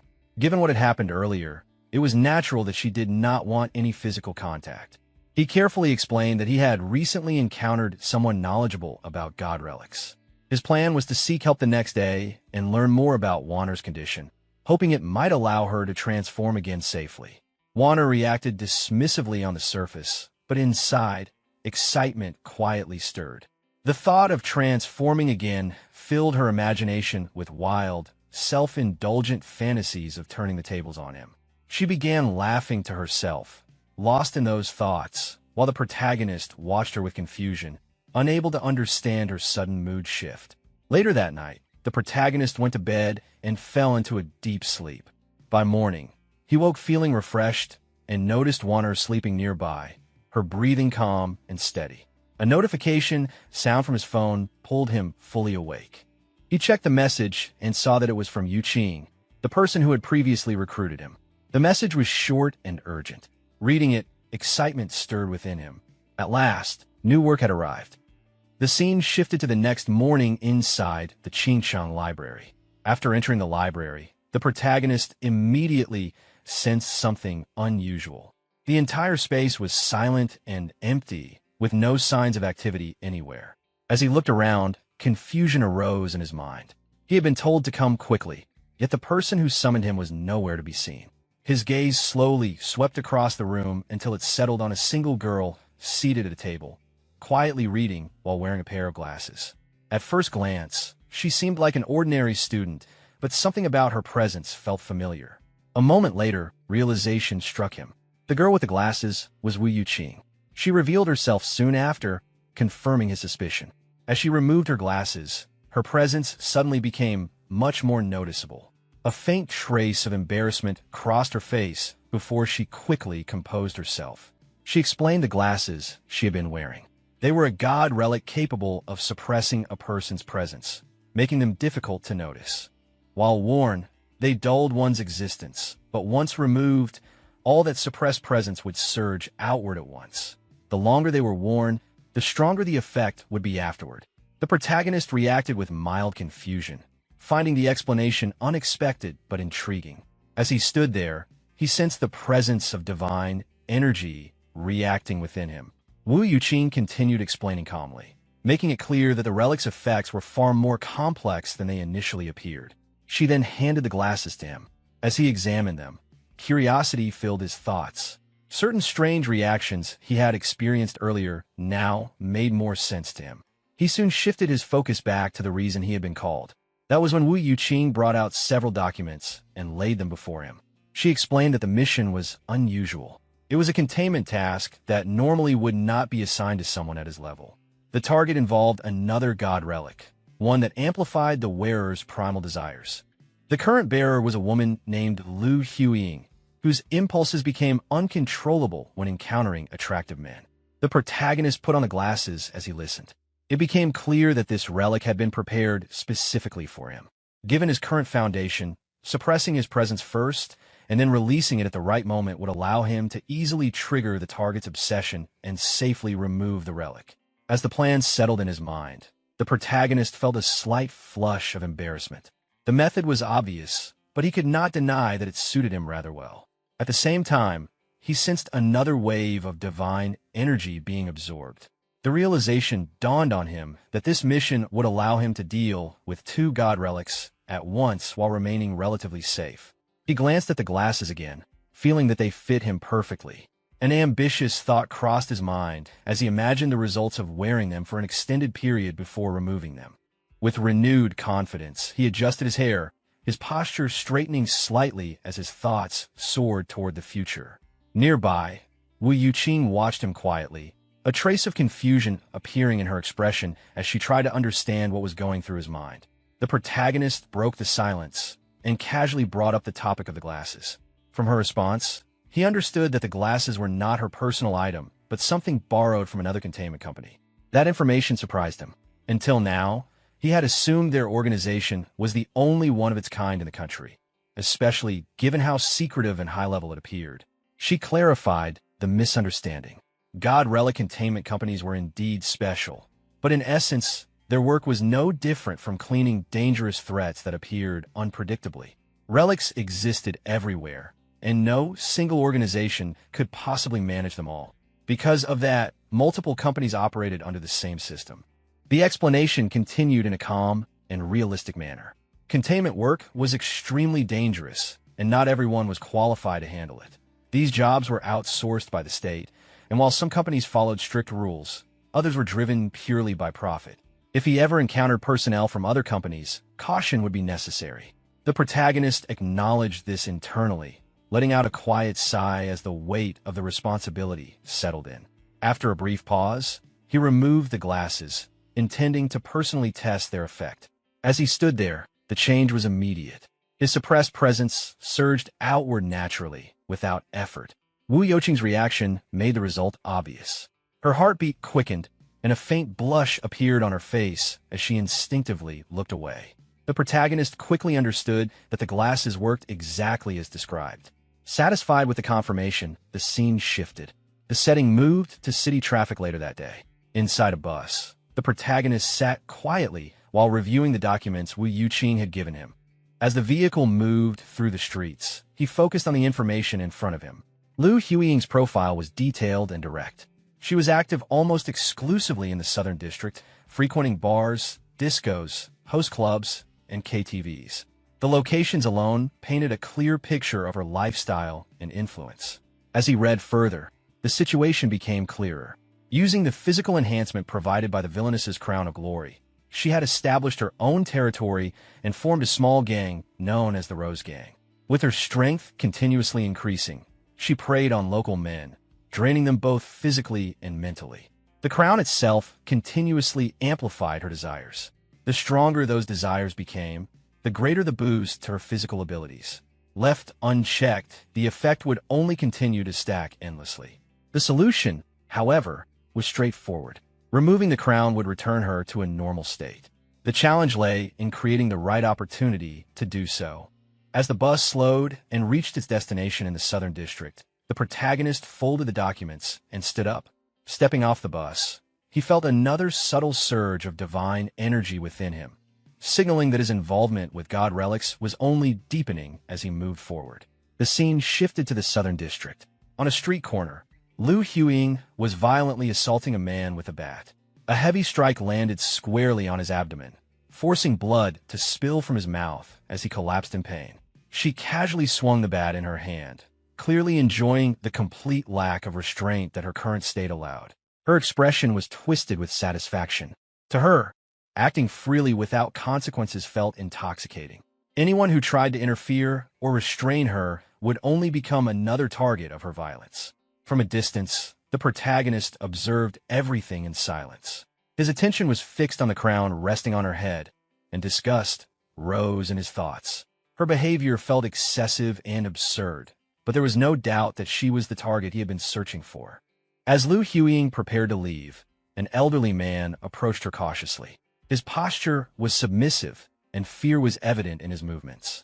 She stopped and questioned him instead, clearly not done with her amusement for the day. The old man bowed deeply, offering compliance without resistance. His desperation was obvious. Lu Huiying suddenly closed the distance between them, her expression darkening as her intent became unmistakable. The protagonist, still watching from afar, felt immediate revulsion. The thought of approaching her himself made his skin crawl, and the assignment felt far more unpleasant than expected. Before the situation could escalate further, a group of men arrived, advancing toward Lu Huiying with hostility. Their formation was aggressive, and their intent was clear. They had come seeking revenge. Recognizing this sudden shift, the protagonist decided to remain hidden and continue observing. This unexpected development could reveal valuable information. The leader of the group stepped forward, openly challenging Lu Huiying. It quickly became clear that he was Duan Kaiping, the leader of the Razor Gang. Lu Huiying turned toward him dismissively, showing no recognition or concern. One of her injured subordinates hurriedly explained his identity, confirming that the Razor Gang had suffered greatly at his hands before losing their territory. Lu Huiying approached Duan Kaiping slowly, examining him with obvious interest. Her attention lingered on his physique, and her behavior only further provoked him. Anger exploded from Duan Kaiping. He surged forward and launched a powerful punch, demanding the return of his territory. Lu Huiying evaded the attack effortlessly, moving with speed and confidence that far exceeded his expectations. Enraged, Duan Kaiping continued attacking relentlessly, shouting insults as his strikes repeatedly failed to land. From his vantage point, the protagonist pieced together the situation. The Southern District had originally belonged to the Razor Gang, but Lu Huiying had seized it using the power granted by the Crown, igniting an ongoing feud between the two groups. As the conflict escalated, Duan Kaiping's men joined the fight, charging toward Lu Huiying and her followers. The street quickly descended into chaos as both sides clashed violently. In the confusion, one of Duan Kaiping's men struck the old man's young son in the head with a brick. The child screamed in pain and collapsed to the ground. The sight instantly enraged Lu Huiying. Her attention snapped toward the injured child, and fury surged through her. The old man cried out in despair, rushing toward his son. Gripping her bat tightly, Lu Huiying turned back to her enemies, her rage now fully ignited. Any trace of amusement vanished as her intent shifted toward brutal retaliation. Duan showed a confident expression as he finally became serious. He stepped forward and launched a powerful punch, landing it directly on Lu Huiying's face. The force sent her flying into the air, crashing into nearby debris, which shattered on impact. She recovered quickly, rising with a twisted smile, clearly intrigued by the exchange. She decided to engage him properly instead of treating the fight as entertainment. From a distance, the protagonist continued to observe in silence. Both fighters advanced toward each other again, their movements sharp and forceful. As they clashed repeatedly, the protagonist analyzed Duan Kaiping carefully. His palm strikes were precise and controlled, shaped like a blade, capable of cutting with tremendous force. As the fight continued, both sides exchanged heavy blows. However, despite Duan's superior technique, Lu Huiying suffered only superficial injuries. In pure martial skill, Duan clearly surpassed her, but her body absorbed the damage unnaturally well, making it difficult to injure her seriously. At that moment, the protagonist felt the absorption process complete. Without hesitation, he chose to enhance his physical strength this time, pairing it with his previous speed enhancement. Testing the effect, he picked up a small stone and tossed it lightly before hurling it forward with full force. The stone struck Duan's lower leg. Despite its size, the impact was devastating, shattering the bone instantly. Duan collapsed in pain, screaming uncontrollably. The protagonist confirmed internally that the enhancement was extremely effective. Lu Huiying froze, immediately sensing something was wrong. She spun around, trying to locate the source of the attack. Duan accused someone of a sneak attack while struggling to stand. His companions rushed to support him, retreating quickly while issuing threats before leaving the scene. Lu Huiying watched them go, blood spilling from her mouth, clearly injured but still standing. The strike had caused noticeable damage. At that moment, the protagonist stepped forward and entered the scene. Lu Huiying focused on him, questioning whether he was responsible. The protagonist admitted it calmly, standing with confidence. She suspected he had used some kind of weapon. He neither confirmed nor denied it directly, only implying that it was not meant for her. While observing her stance and movements, the protagonist noted that her fighting style lacked discipline. It was clear she had never undergone formal training. He clenched his fist and prepared himself, deciding to confront her directly rather than relying on external control methods unless absolutely necessary. Lu Huiying reacted with vulgar confidence, attempting to provoke him. The protagonist remained silent, inhaling deeply and maintaining composure. His calm response unsettled her. For the first time, doubt surfaced in her thoughts as she began to reassess him. She demanded to know who he was. The protagonist relaxed his stance slightly and introduced himself simply, giving her a name to remember. The protagonist activated the twin life ability. In an instant, his body surged forward. Fueled by controlled rage, he charged straight at Lu Huiying. Before she could react, a powerful kick landed squarely on her abdomen, forcing blood out of her mouth. Without giving her time to recover, he followed up immediately with a heavy punch to her face. He continued pressing the attack, delivering multiple consecutive punches, each one landing cleanly and without hesitation. The final strike sent her flying backward. Her body crashed into the wall behind her, shattering it completely. Broken concrete and debris collapsed around her, burying her beneath the fragments. The protagonist shook his hand lightly, feeling the recoil from the impact. Even with reinforcement, her body was unnaturally solid. Nearby gang members froze in disbelief. The scene in front of them felt unreal. The wall itself had collapsed, and the person who had previously dominated the area was now buried beneath rubble. The fact that even Duan Kaiping had been suppressed by her made this outcome even harder for them to accept. Moments later, Lu Huiying forced her way out from under the debris. Her expression twisted with rage as she slammed her bat against the ground, directing her fury toward the protagonist. The protagonist observed her calmly, his expression steady. Internally, he recognized that this was the kind of battle he had been craving. Lu Huiying rushed forward again, swinging her bat as she charged. The protagonist avoided the attack effortlessly, stepping aside with precise movement. He grabbed her by the neck and drove his knee in her face while restraining her. Blood spilled again as the impact landed cleanly. Instead of collapsing, Lu Huiying began laughing uncontrollably. Her eyes glowed with madness as she clutched onto the protagonist, convinced he would not escape. Before she could act further, the protagonist raised his hand, focused his strength, and struck directly at her eye with his index finger. She convulsed violently from the pain, losing all composure. Standing before her, the protagonist reflected on his master's teaching. In real combat, morality did not matter. Victory alone determined who had the right to stand and speak. Weak points existed regardless of gender, and exploiting them was simply part of survival. He did not pause. A powerful kick landed once more on her abdomen, driving the air from her lungs. Immediately after, he clasped his hands together and delivered a decisive strike to her head. Her body collapsed face first onto the ground. The violent force caused the crown on her head to dislodge and roll away. The protagonist picked up the fallen crown, holding it in his hand as the battle finally came to an end. The protagonist took a photo of the crown and sent it to Wu Yuqing, informing her that the containment had been completed. Lu Huiying lay on the ground nearby, only partially conscious. The protagonist glanced at her briefly and thought that she should at least not die from suffocation. As for the consequences of the harm she caused while wearing the villainess's crown of glory, he decided to leave that matter to the residents who had suffered under her during this time. As the divinity absorption continued, the protagonist noticed that the progress seemed faster than before. This change caught his attention. At the same time, a new option appeared at the bottom of his awareness, making him instinctively focus on it. Before he could examine it further, a presence approached. A white-haired man dressed in a black suit appeared nearby, causing the protagonist to turn toward him in surprise. The man made it clear that the item in the protagonist's hand was not something he was qualified to hold and demanded that it be handed over. The protagonist immediately realized that the divinity absorption had not yet finished. At such a critical moment, allowing interference was not an option. He rejected the demand outright. The man's hostility rose instantly. After assessing the protagonist's condition and compatibility, he judged that despite the protagonist's young age and background, his evaluation level was unexpectedly high.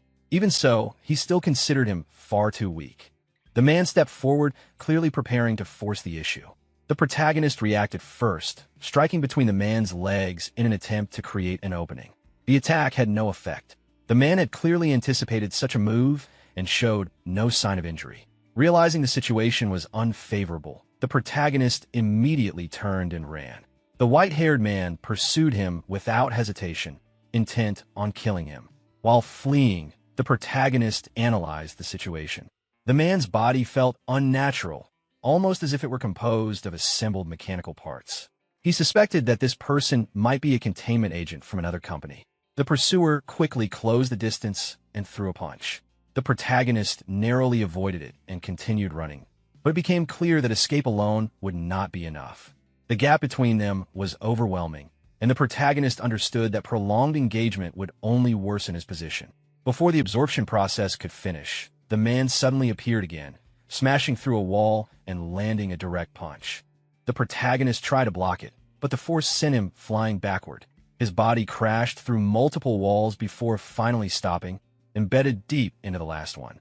Pain spread through his body as he realized that no matter how he ran, he would eventually be caught. At that moment, the divinity extraction finally completed, unlocking a dormant ability that now met the conditions for activation. Without hesitation, the protagonist chose to activate it. The white-haired man advanced steadily through the broken walls, confident in his superiority and fully expecting the protagonist to surrender. Instead, the protagonist burst out from the shattered wall. In a sudden counterattack, he grabbed the man directly by the face, stopping his advance entirely. Still partially embedded in the wall, the protagonist realizes that the term recipient mentioned earlier was directed at him. After breaking free from his restraint with minimal effort, he steps out of the wall. The white-haired man, observing the protagonist's body and the strange black aura surrounding him, understands that he is facing someone known as a recipient and reacts with shock and fear. At that moment, the protagonist's body undergoes a transformation.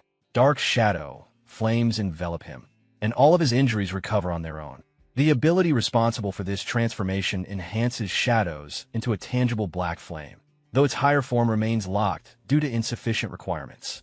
The protagonist begins to question the meaning of recipient and why the white-haired man immediately associated the black flame with that title. Before he can think further, the white-haired man attempts to flee. As the man tries to escape, the shadow flames move on their own and begin pursuing him. The protagonist notices that the flames respond automatically to his intent, without any conscious control. This leads him to realize that the shadow flame may function as an automatic attack mechanism. The flames quickly catch up to the fleeing man, engulfing him completely and invading his body from within. Unable to endure the scene unfolding before him, the protagonist becomes physically sick and vomits. After the battle ends, the protagonist gains significant combat experience, resulting in multiple improvements to his physical abilities and combat proficiency. While standing over the unconscious body of the white-haired man, the protagonist carefully examines him. He notices that the man's entire body is covered in artificial skin with extremely high durability. Despite being burned for a long time, only minimal external damage is visible. He realizes that defeating him would have been extremely difficult if the damage had not occurred internally. To compare, the protagonist picks up a nearby stone. Even though it appears solid, it shows signs of damage after only brief exposure to the black flame. He concludes that the flame's destructive power is linked to the density of its target. Additionally, the stone shows no signs of charring and feels cold to the touch, suggesting the flame functions differently from normal fire. Due to the effect of the black flame, the stone gradually disappears from the protagonist's hand. From this, he understands that the black flame does not behave like ordinary fire. Instead, it originates from shadows. As the surrounding shadows diminish, the strength of the black flame weakens as well. He concludes that the greater the amount of nearby shadow, the more shadow flame can be converted, increasing its overall power. After deliberately dispersing the dark flame, the transformation ends and his body returns to its normal state. He realizes that the power was exhausted suddenly, without any clear indication or warning, and he is unable to determine how its cooldown functions. He then takes photographs of the unconscious white-haired man lying on the ground, deciding to set aside his questions for now. He plans to explain the situation involving this individual to Wu Yuqing first. The scene then shifts to the Southern District. Inside a massive building, a long-haired man stands before a grotesque creature composed of flesh and veins. One of his injured subordinates kneels before him, clearly aware that he had been warned repeatedly not to cause trouble recently. In an instant, the long-haired man moves close and grips the subordinate's head, applying pressure with his nails until blood begins to flow. The subordinate suffers intensely, trembling and sweating as the pain worsens. After a brief moment, the long-haired man allows the subordinate to rise and questions him about the two individuals who were sent out earlier. The subordinate reports that they appear to have been destroyed. The long-haired man initially considers White Raven as the cause, but learns that one of the attackers was instead injured by a young man. This revelation angers him greatly. The subordinate, terrified, explains that the youth is named Xue Jing and has no notable background, supposedly just an ordinary person. The idea that such a person could defeat the test subjects fills the long-haired man with rage. Although the test subjects were imperfect, he believes they should not have been overcome by someone ordinary. Enraged, he orders that the youth be captured. Turning his attention back to the massive creature before him, he decides that the captured youth will be personally fed to the sky-lodging insect mother. He believes this will allow the creature to produce stronger offspring, and sees this as another step toward his ultimate ambition of taking control of the planet. The scene shifts to Qingcheng Library. Standing inside the elevator, the protagonist reflects on the mission. He recognizes that the incident escalated far beyond expectations, and is uncertain how Wu Yuqing will handle the aftermath. After a brief moment of concern, he dismisses his worries, deciding that dwelling on it is pointless. He accepts that problems must be faced directly and resolves that, at worst, he will make amends through future achievements. After exiting the elevator, Wu Yuqing greets him with a respectful bow. Her behavior immediately catches him off guard. She takes full responsibility for the unexpected developments during the mission, acknowledging that leaving him to face danger alone was a serious failure on her part. Her formal apology and attitude leave him momentarily stunned. She then informs him that the mission's rank will be upgraded and that compensation will be provided, expressing hope that he will accept it. He agrees without objection, but is internally surprised, as her reaction is completely different from what he had anticipated. As they move together toward a table, Wu Yuqing explains that the identity of the man he killed has been confirmed. The individual was named Zhu Yingquan, born in Source City, and affiliated with Su's containment company as a body modification specialist. According to the company, his actions were deemed personal and unrelated to any official containment mission. After taking their seats, the protagonist considers this explanation questionable, especially given the man's interest in the villainess's crown of glory. Wu Yuqing shares the same concern and presents a map outlining the division between the inner ring and outer ring. Su's containment company operates within the inner ring, while her own organization is based in the outer ring. Given this separation, it would indeed be unreasonable for Su's containment company to dispatch someone so far outside their jurisdiction. She believes this statement holds no obvious loopholes. She then suggests that there may be a deeper story behind the incident and advises the protagonist not to get involved further for the time being, stating that she will handle the matter herself. The protagonist places the crown on the table and removes his glasses, mentioning that he nearly forgot to return both items. Wu Yuqing stops him, insisting that he keep the glasses, as they may still be useful in future missions. She then brings up a disturbing detail from Zhu Yingquan's autopsy report. All of his internal organs had vanished without leaving any trace. She expresses curiosity about how such a result was achieved. Internally, the protagonist reflects on the danger of the shadow flame. He realizes that even he does not fully understand its principles and decides that it would be best to keep this power secret for now. He avoids giving a direct explanation.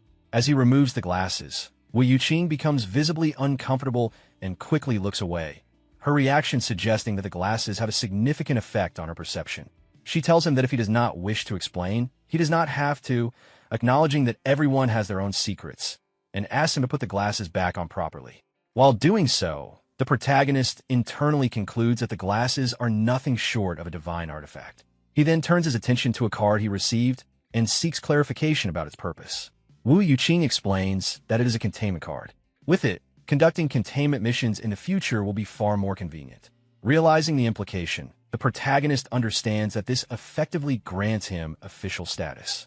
Wu Yuqing confirms this and further explains that, in addition to the conveniences provided by certain official organizations, all data stored within the Qingqing library will now be fully accessible to him.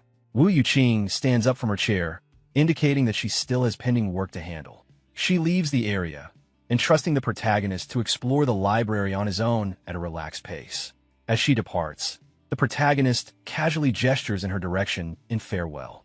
Once alone, excitement begins to surface in his thoughts. He realizes that this may be a rare opportunity to search for information related to the cattail ring. He heads toward the data storage center of the library. As he walks deeper inside, he observes the surroundings carefully and becomes aware that the space feels vast and independent, almost like a world isolated from the outside. He stops in front of a sealed container and notices its label, identifying it as God 018, known as Death Goddess's unreasonable favor. Curious, he reflects that this is a god relic he has never encountered before. He attempts to unlock it by scanning his containment card, but the container reacts by rejecting his access, indicating that his current authorization level is insufficient. He moves on to another container positioned behind it, labeled God 069 Cinderella Boy 1. Based on its higher number, he assumes it should be accessible to him. However, this container also denies his request, once again indicating insufficient permissions. He continues attempting to access multiple containers across different shelves. Each attempt ends the same way, with the system refusing him entry due to lack of clearance. After repeated failures, frustration builds within him. He questions why access is still restricted despite being told that the library's data would be completely open to him. He then considers the possibility that even the cattail ring might require special permissions. Deciding that speculation is pointless, he resolves to locate it first. Eventually, he comes across a container labeled God 1391 Cattail Ring.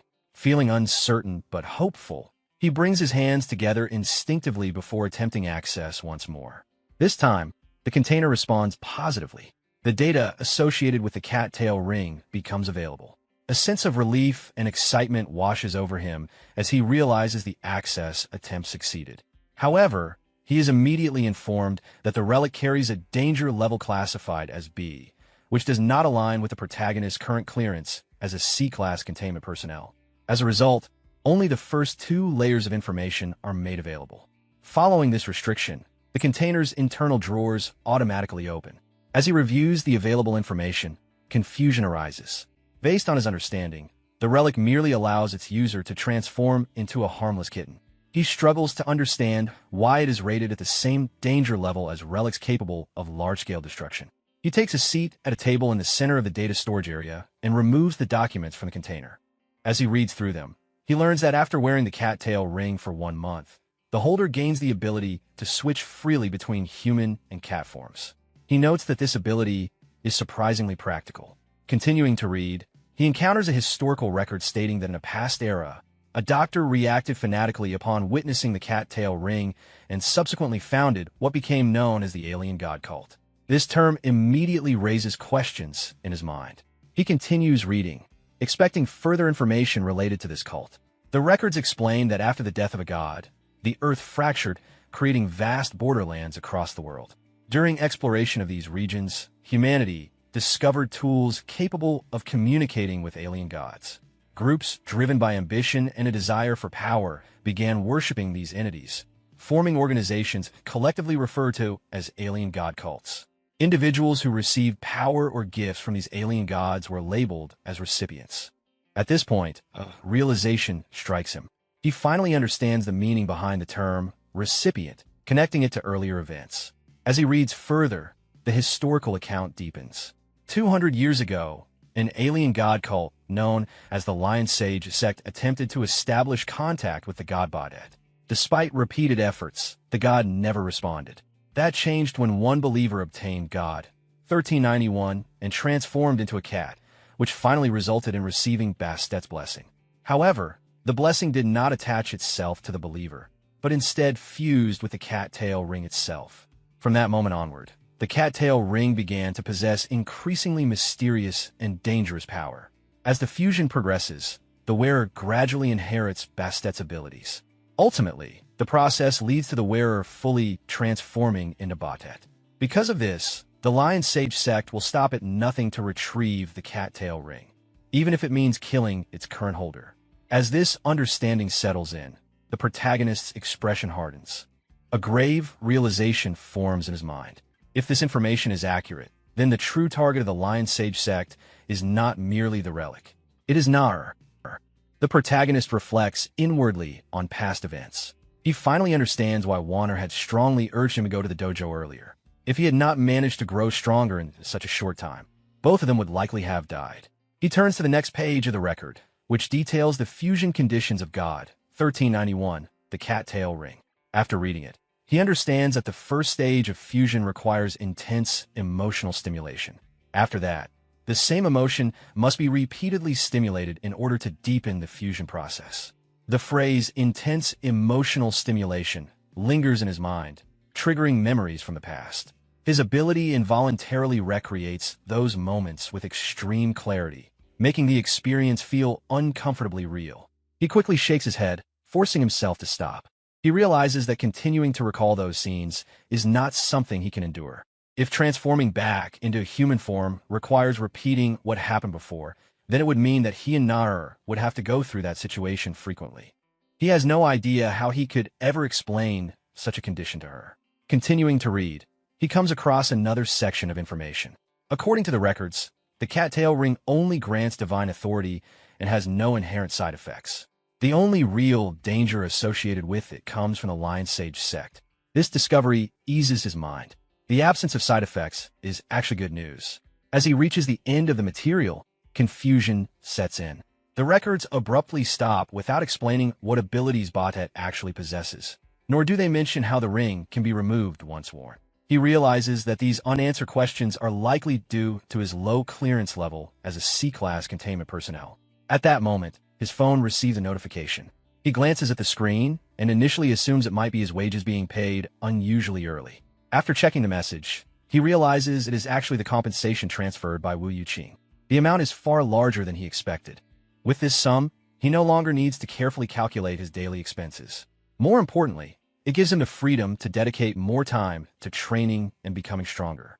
Without lingering any longer, he leaves the library in a hurry. As he walks away, he decides to buy expensive ingredients that night and prepare a proper meal for Wanner. As for the condition required to turn back into human form, he resolves to find another opportunity to explain it to her later. 5 days pass. Inside the protagonist's home, the dining table is filled with several costly dishes. Wanner and the protagonist sit together, eating. Wanner notices his recent behavior and feels puzzled by his sudden extravagance. She wonders whether he has somehow made money. The protagonist responds vaguely, implying that he had come into wealth briefly. Her confusion deepens, prompting him to explain further. Over the past few days, he learned a technique called the Tremor Armor Technique from his master. While the technique itself is effective, its cultivation process is extremely expensive. Each session requires medicinal supplements and a medicinal bath afterward. Practicing a single set costs 40,000, and he completed 5 sets in total. He did not expect 200,000 to be consumed so quickly. Wanner quickly calculates the remaining amount and points out that there should still be over 30,000 left. She questions why only a small amount remains. While she acknowledges that his respect and generosity toward his master are admirable, she firmly warns him to be more careful with money. She reminds him that beyond potions, he will eventually need to purchase weapons and hidden tools.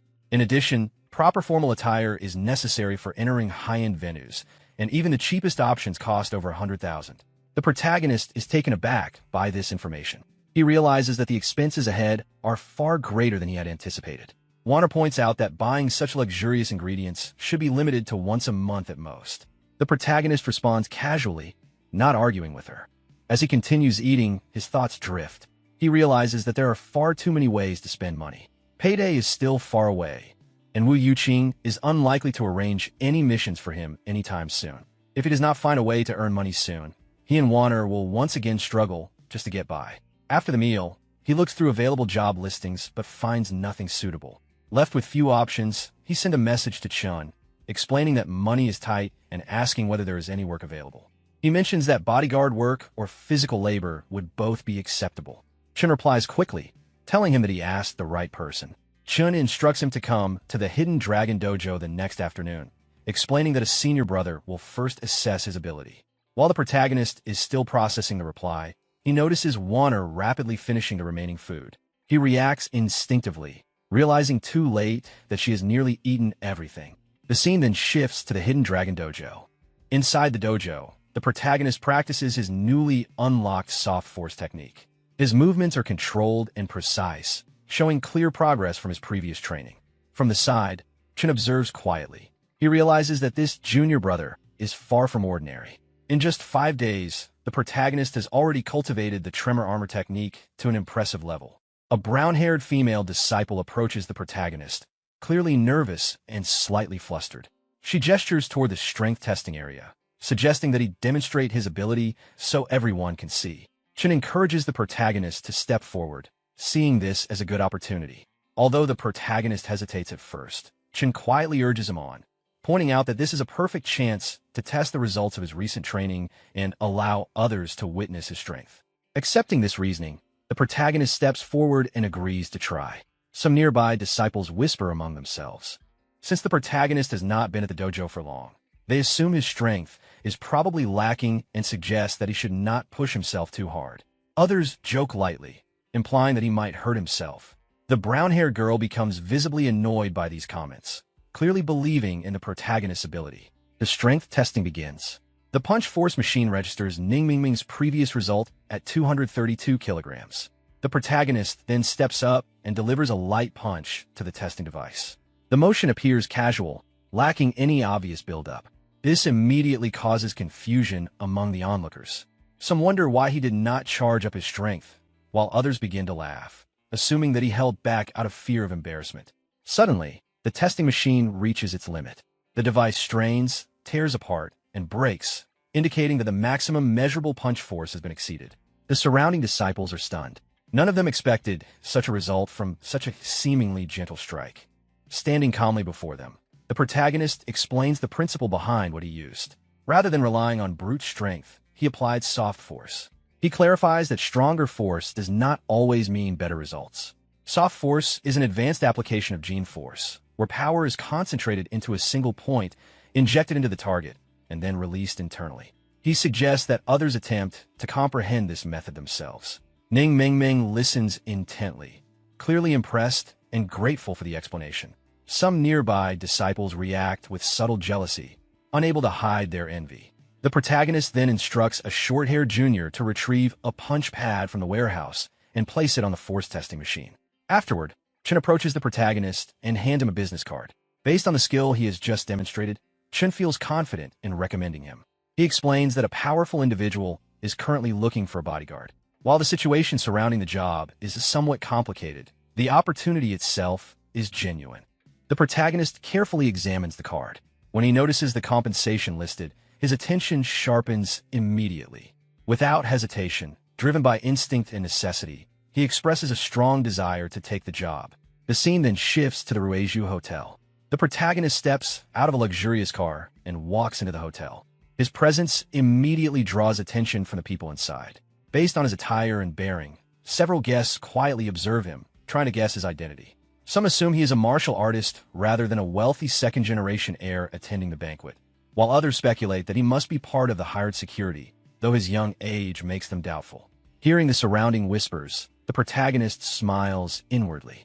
He recalls the words his senior sisters once told him, realizing that appearances truly do matter. His thoughts drift back to a past memory. At that time, one senior sister had questioned his choice of clothing, clearly surprised. The protagonist had replied that there was nothing wrong with them and that they were comfortable to wear. The senior sister, however, insisted that clothes shape how others perceive a person, warning him that dressing too cheaply would invite contempt. She then produced a red blazer she had prepared for him, proudly explaining that it was designed by a famous designer. The protagonist had responded awkwardly, feeling that it was far too flashy and unnecessary, as he was not attending a blind date. At that moment, senior sister Meng appeared, holding a black martial-style outfit. Another senior sister immediately reacted with jealousy, complaining that she had arrived first. Returning to the present, the protagonist reflects inwardly that when it comes to taste, senior sister Meng truly stands above the rest. From a distance, two beautiful women watch him as he walks through the hotel. One of them is clearly captivated by his appearance, while the other seems tempted to approach him. Nearby, two men dressed elegantly also observe him closely. One of them wonders whether the protagonist could be a high-level disciple from the Hidden Dragon Dojo. His companion quickly dismisses the idea, explaining that he has seen all 6 direct disciples of the dojo, including the youngest female disciple, and does not recognize this person. He further reasons that although the Dragon King, Li Qi, once intended to accept a 7th disciple, that person would have to be an extraordinary prodigy with exceptional talent and physique. In his view, the protagonist appears more like a handsome youth than a powerful martial artist. The first man, however, disagrees. He notes that the protagonist's lower body is extremely stable, with each step measured precisely, neither more nor less. His upper body remains completely steady, showing no unnecessary movement. This level of body control and force delivery clearly indicates advanced martial skill. The second man remains unconvinced, arguing that no matter how refined one's force control is, a single person would still lose when facing overwhelming numbers. Frustrated by this narrow-minded view, the first man storms off, no longer willing to continue the discussion. As the protagonist approaches the reception counter, a male receptionist steps forward and verifies his identity as the martial artist responsible for security. The protagonist introduces himself as a member of the Hidden Dragon Dojo. The receptionist then provides him with a map and explains the job arrangement. This event has hired 6 martial artists in total, each assigned to oversee a specific area. The protagonist is assigned responsibility for the stage area, which has relatively poor lighting and therefore requires extra attention. Taking the map, the protagonist responds calmly. He remarks inwardly that with so many martial artists present, serious trouble is unlikely to occur. However, the receptionist makes it clear that precaution is still necessary.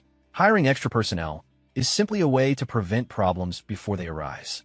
With that, the receptionist excuses himself to attend to other duties. The protagonist acknowledges this and turns his attention toward his assigned area, ready to carry out his responsibility. While observing the surrounding area, the protagonist reflects inwardly that calling in extra manpower is not unusual, but hiring 6 martial artists clearly indicates something serious. Beyond that, a large number of bodyguards have also been deployed. Judging by their equipment and posture, they are all well-trained professionals.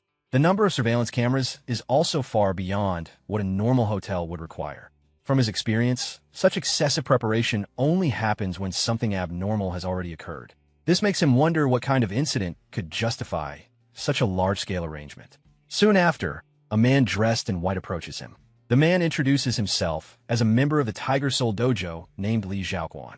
He makes it clear that he has no intention of causing trouble, but as fellow martial artists, it is reasonable to understand each other's strength beforehand. The protagonist agrees, understanding that this so-called exchange is a customary way for martial artists to gauge one another's level. He realizes that the man likely doubts his strength due to his young age. At the same time, the protagonist also sees this as a chance to evaluate his own standing.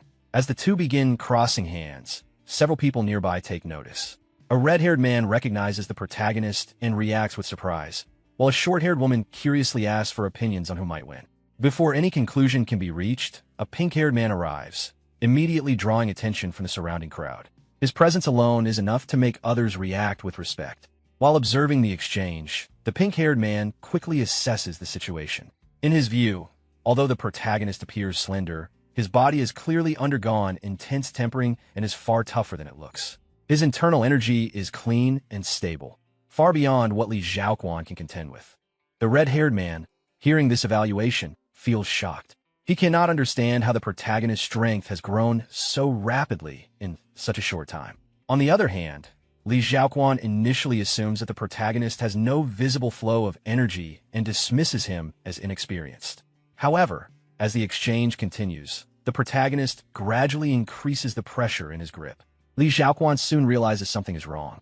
The force pressing back at him suddenly surges beyond his expectations, and no matter how hard he tries, he cannot suppress it. As the pressure intensifies, Li Xiaoquan struggles to maintain his composure. A faint cracking sound reaches the protagonist's ears, causing him to immediately grow concerned. He fears that he may have unintentionally injured the other man. Li Xiaoquan, however, forcefully maintains a calm appearance, masking the pain and praising the protagonist's ability before withdrawing from the exchange. He quickly excuses himself and leaves the area. Once inside the restroom, away from others, Li Xiaoquan finally breaks down. Clutching his injured hand, he curses inwardly, overwhelmed by the pain. In his mind, the image of the protagonist lingers, no longer as a mere junior, but as something far more terrifying than he had anticipated. The protagonist briefly wondered if the man was really fine, since the sound earlier had clearly been bones breaking. At that moment, a red-haired man approached him. The protagonist turned toward him and immediately recognized the familiar face. It was Pei Youguang, someone he had not seen in a long time. The scene then shifted to the stage area. After entering, the protagonist realized that Pei Youguang truly came from a wealthy background, something he had previously doubted. Pei Youguang casually explained his family situation, mentioning that his comfortable life depended largely on his elder brother's attitude toward him. The protagonist then understood that Pei Youguang had approached him because of the earlier exchange with Li Xiaoquan. That display had caught the attention of Pei Youguang's elder brother, a talented individual who had entered Inner Ring University through the martial arts exam. As Pei Xiao arrived on the stage, Pei Youguang subtly indicated him. The protagonist acknowledged it without much reaction. Pei Youguang also pointed out that several young ladies and wealthy women nearby were interested in getting to know the protagonist and asked about his availability. The protagonist made it clear that he still had work to do and would not stay. He also expressed that casual acquaintance was fine, but real connections should be pursued personally rather than through intermediaries. With that, the protagonist prepared to leave. From behind, Pei Youguang watched him go, silently admiring his presence. Nearby, some of the women agreed with the protagonist's attitude and began approaching him directly. One woman stepped forward confidently, followed by others who showed the same interest. The protagonist, however, noticed a few unfamiliar men nearby and felt something was off, as he had not been informed about anyone delivering items.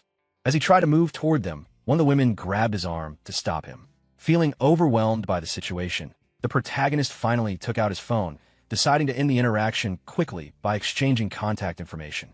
The woman responded with a satisfied smile, and several people nearby followed along, showing the same interest. At the same time, the strange men the protagonist had noticed earlier revealed their purpose. One of them activated a detonator. As the device turned on, it began emitting light, and multiple laser-like beams spread out from it. The protagonist's phone suddenly malfunctioned. At first, he suspected a simple electrical issue, but after quickly observing his surroundings, he realized something was wrong. Moments later, the power in the entire area shut down. Confusion spread among the crowd as people attempted to use their phones for light, only to find that none of the devices were functioning. The protagonist calmly assessed the situation. His phone had been fully charged, yet it was unusable. In the darkness, not a single person was able to activate a phone or any electronic device. Combined with the complete loss of lighting, it became clear that all electrical equipment had failed at once. This strongly indicated the use of an electromagnetic pulse, a high-level method designed to disable electronic systems instantly. What puzzled him was the scale of such a method, which seemed excessive if the goal was merely to kill someone. Suddenly, the sound of shattering glass echoed through the building. Startled by the noise, a nearby woman panicked and clung to the protagonist. He immediately understood that a serious incident was unfolding. The scene then shifted to the banquet area. People reacted with confusion, speculating about the source of the noise while checking for others around them. Some began to notice that individuals who had been nearby moments earlier were now missing. Pei Youguang lit a lighter, providing the first visible source of light in the darkness. Pei Xiao quickly realized the danger and instructed everyone to stop moving and stay grouped together. Before order could be restored, a sudden sound came from nearby. Panic spread as someone was attacked and killed instantly. The realization that blood was present pushed the crowd into chaos, and people began running blindly. Pei Xiao attempted to stop them, but an attacker suddenly struck at him. He managed to dodge, though he was slightly injured. Another attack followed, which he countered, knocking the attacker to the ground. However, before he could recover fully, an even stronger strike was launched toward him. Pei Youguang reacted in time, pushing Pei Xiao out of the way and saving him. The attack instead hit a nearby person, killing him instantly. In the dim light, they finally saw the attacker clearly. It was a creature resembling a giant grasshopper. Both brothers panicked as the creature prepared to strike again. With no clear path of escape left, the situation seemed desperate. At that moment, the protagonist appeared. He descended from above and delivered a powerful kick directly into the creature, smashing it into the ground and halting its assault. He then looked at the creature, trying to understand exactly what it was. The force of the protagonist's kick drove the insect-like creature straight into the wall behind it, embedding its body deep into the surface. As he observed the creature, the protagonist realized it was the same type of enemy he had encountered before. The ease with which he had sent it flying confirmed that his recent training had not been wasted, as such an outcome would have been impossible in the past. The people nearby reacted in shock, amazed that the monster had been sent crashing into the wall with what appeared to be a casual kick. Others quickly noticed the absence of the bodyguard experts from the various dojos and realized they had already fled long ago. Pei Yoguang expressed his gratitude to the protagonist for saving both him and his older brother. However, the protagonist immediately warned everyone not to approach, as the creature had not yet been killed. As expected, the creature soon broke free from the wall and launched another attack. While evading its assault, the protagonist assessed the situation. The creature's vitality was far greater than before, suggesting that it had evolved. He decided to test its limits, knowing that if he could not overpower it, retreating would be the wiser option. There was no reason to risk his life for such a small reward. Gathering strength, he concentrated power into his elbow and struck the creature directly. The impact sent it skidding violently across the floor, accompanied by the sound of bones crushing. The protagonist pressed forward. At that moment, he realized that moving freely in the darkness was not a unique advantage possessed by the creature alone. After the earlier kick, his vision had suddenly become clear despite the lack of light. The skill he was using had unexpectedly granted him night vision, a detail that had not been clearly mentioned before. He continued to strike the creature repeatedly, maintaining complete control of the engagement. From the side, Li Xiaoquan noticed that the protagonist was able to hold his own against the monster. Pei Xiao, however, observed more closely and realized that despite his precise dodges, the protagonist had not retreated even a single step. He understood that the protagonist was deliberately holding his ground to protect everyone else. Li Xiaoquan then urged the others to leave, knowing their presence would only distract him. The group agreed, deciding to escape and seek help instead.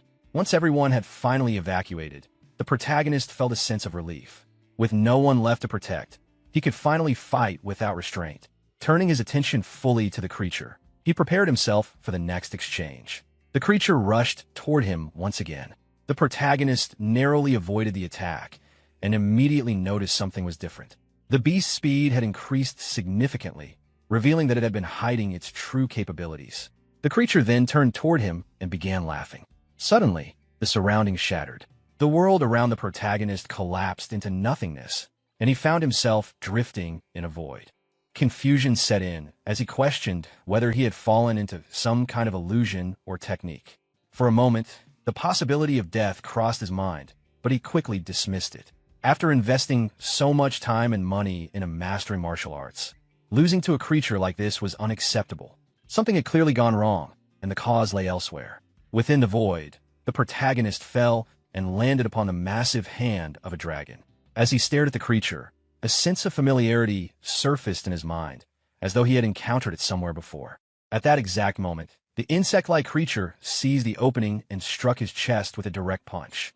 However, before the impact could fully take effect, a golden and blue aura surged outward, enveloping the protagonist's body. His chest began to glow, followed by his eyes, as a powerful force awakened within him. He stabilized his stance, preparing for battle, and retaliated immediately. His counterattack was decisive. A single punch landed squarely on the creature's head, and the sheer force of the blow shattered it completely, severing the head from the body. As the creature collapsed, the protagonist sensed that he had grasped something profound, a realization far greater than mere victory. Despite the destruction of its head, the creature's body continued to move. Observing this, the protagonist quickly understood the reason. Although it had mutated, its essence remained that of cockroach. Such creatures could survive for days, even without a head.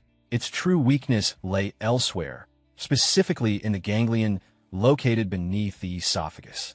Without hesitation, he struck the creature again, targeting its lower abdomen. He extracted the vital organ and confirmed that this was indeed the source sustaining it. Even among ordinary cockroaches, such a ganglion would never reach this size, further proving how unnatural the creature was. As the threat was finally neutralized, the people who had been hiding beneath tables slowly emerged. Realization spread through the crowd that the monster had been killed. Shock, relief, and excitement followed as many began to recognize the protagonist's overwhelming strength and speculate about his background, with some even expressing interest in supporting him financially. Nearby, Li Xiaoquan was approached by others who openly expressed admiration for his courage in having confronted someone of such caliber earlier. Though outwardly composed, he was drenched in sweat. Internally, he realized that during their earlier exchange, the protagonist had not even used a fraction of his true strength. The fact that he had shown restraint instead of crippling him filled Li Xiaoquan with both gratitude and fear.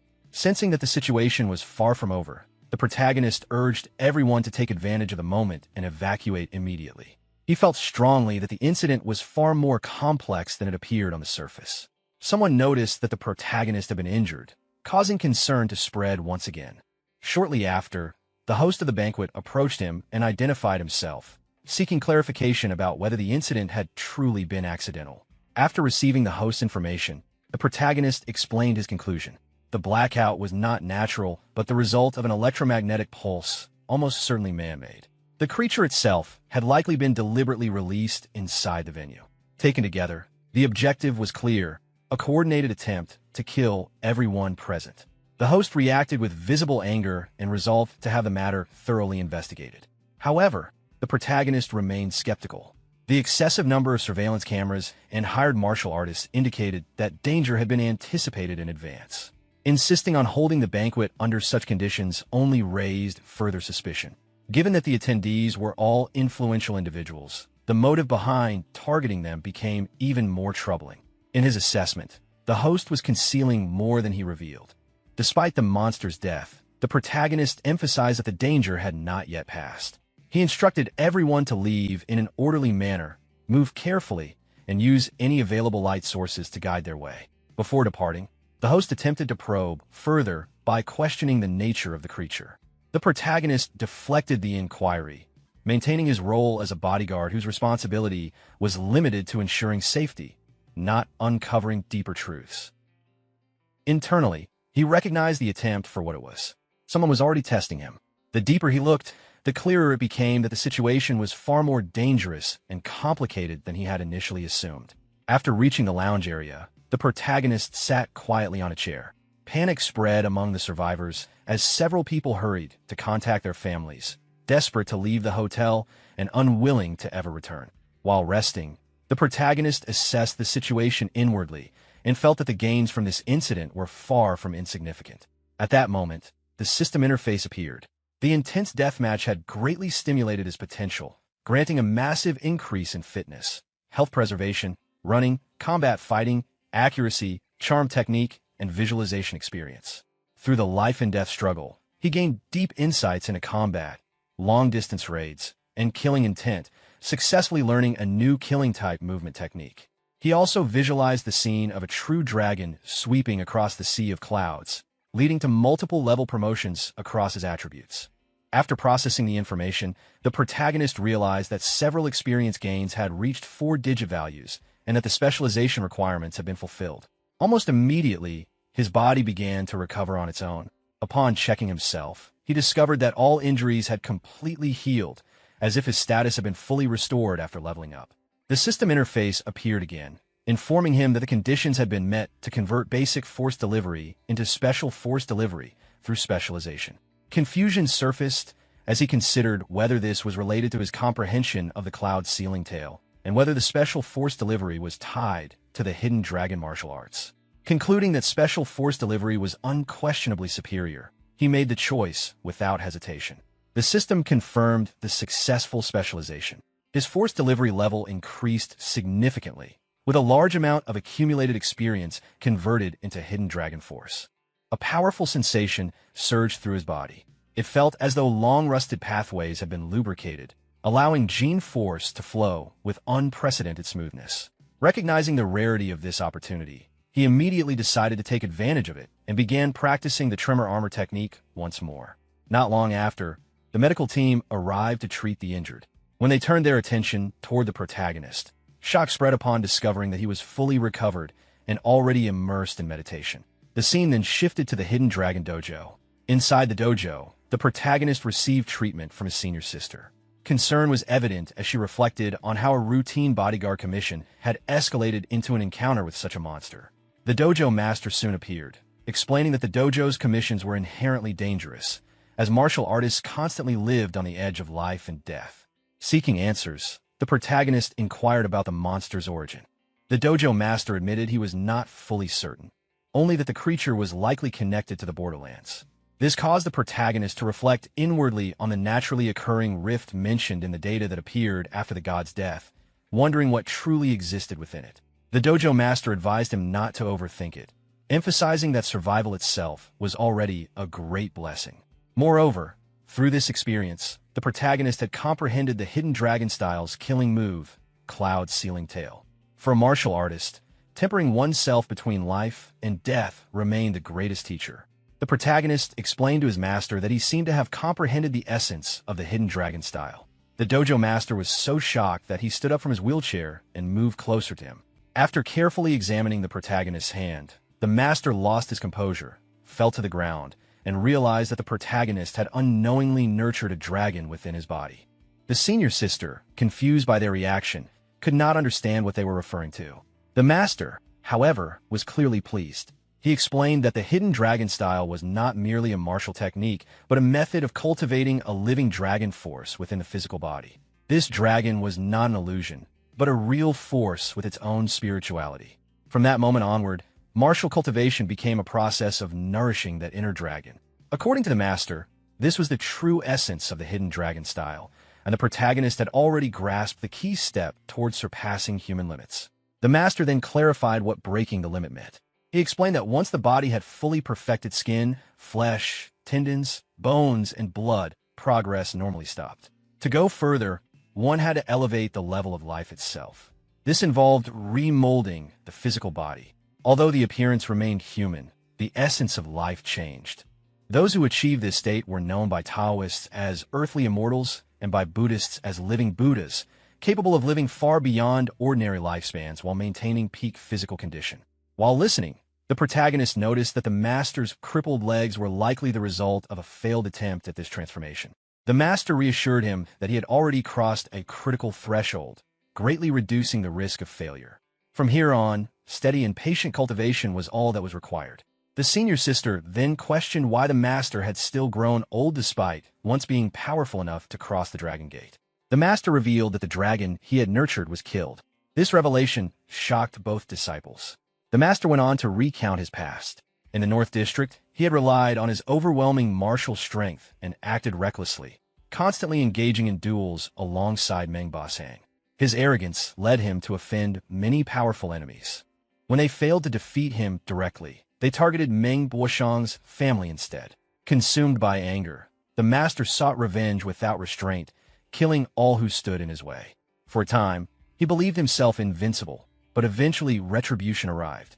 A powerful enemy shattered his legs and destroyed the dragon within him, breaking his spirit and leaving him crippled. When others abandoned him, only Meng Basang remained loyal. To escape their enemies and protect Qingjiao, they left the North District and eventually established the Hidden Dragon Dojo in this remote area. Although the master admitted that thoughts of revenge still lingered, he explained that his enemies were figures from the inner ring of the North District, far beyond their current reach. He considered the matter part of the past and advised the protagonist not to dwell on it unless he someday legitimately entered the inner ring. Later, the scene shifted to the outskirts of the city.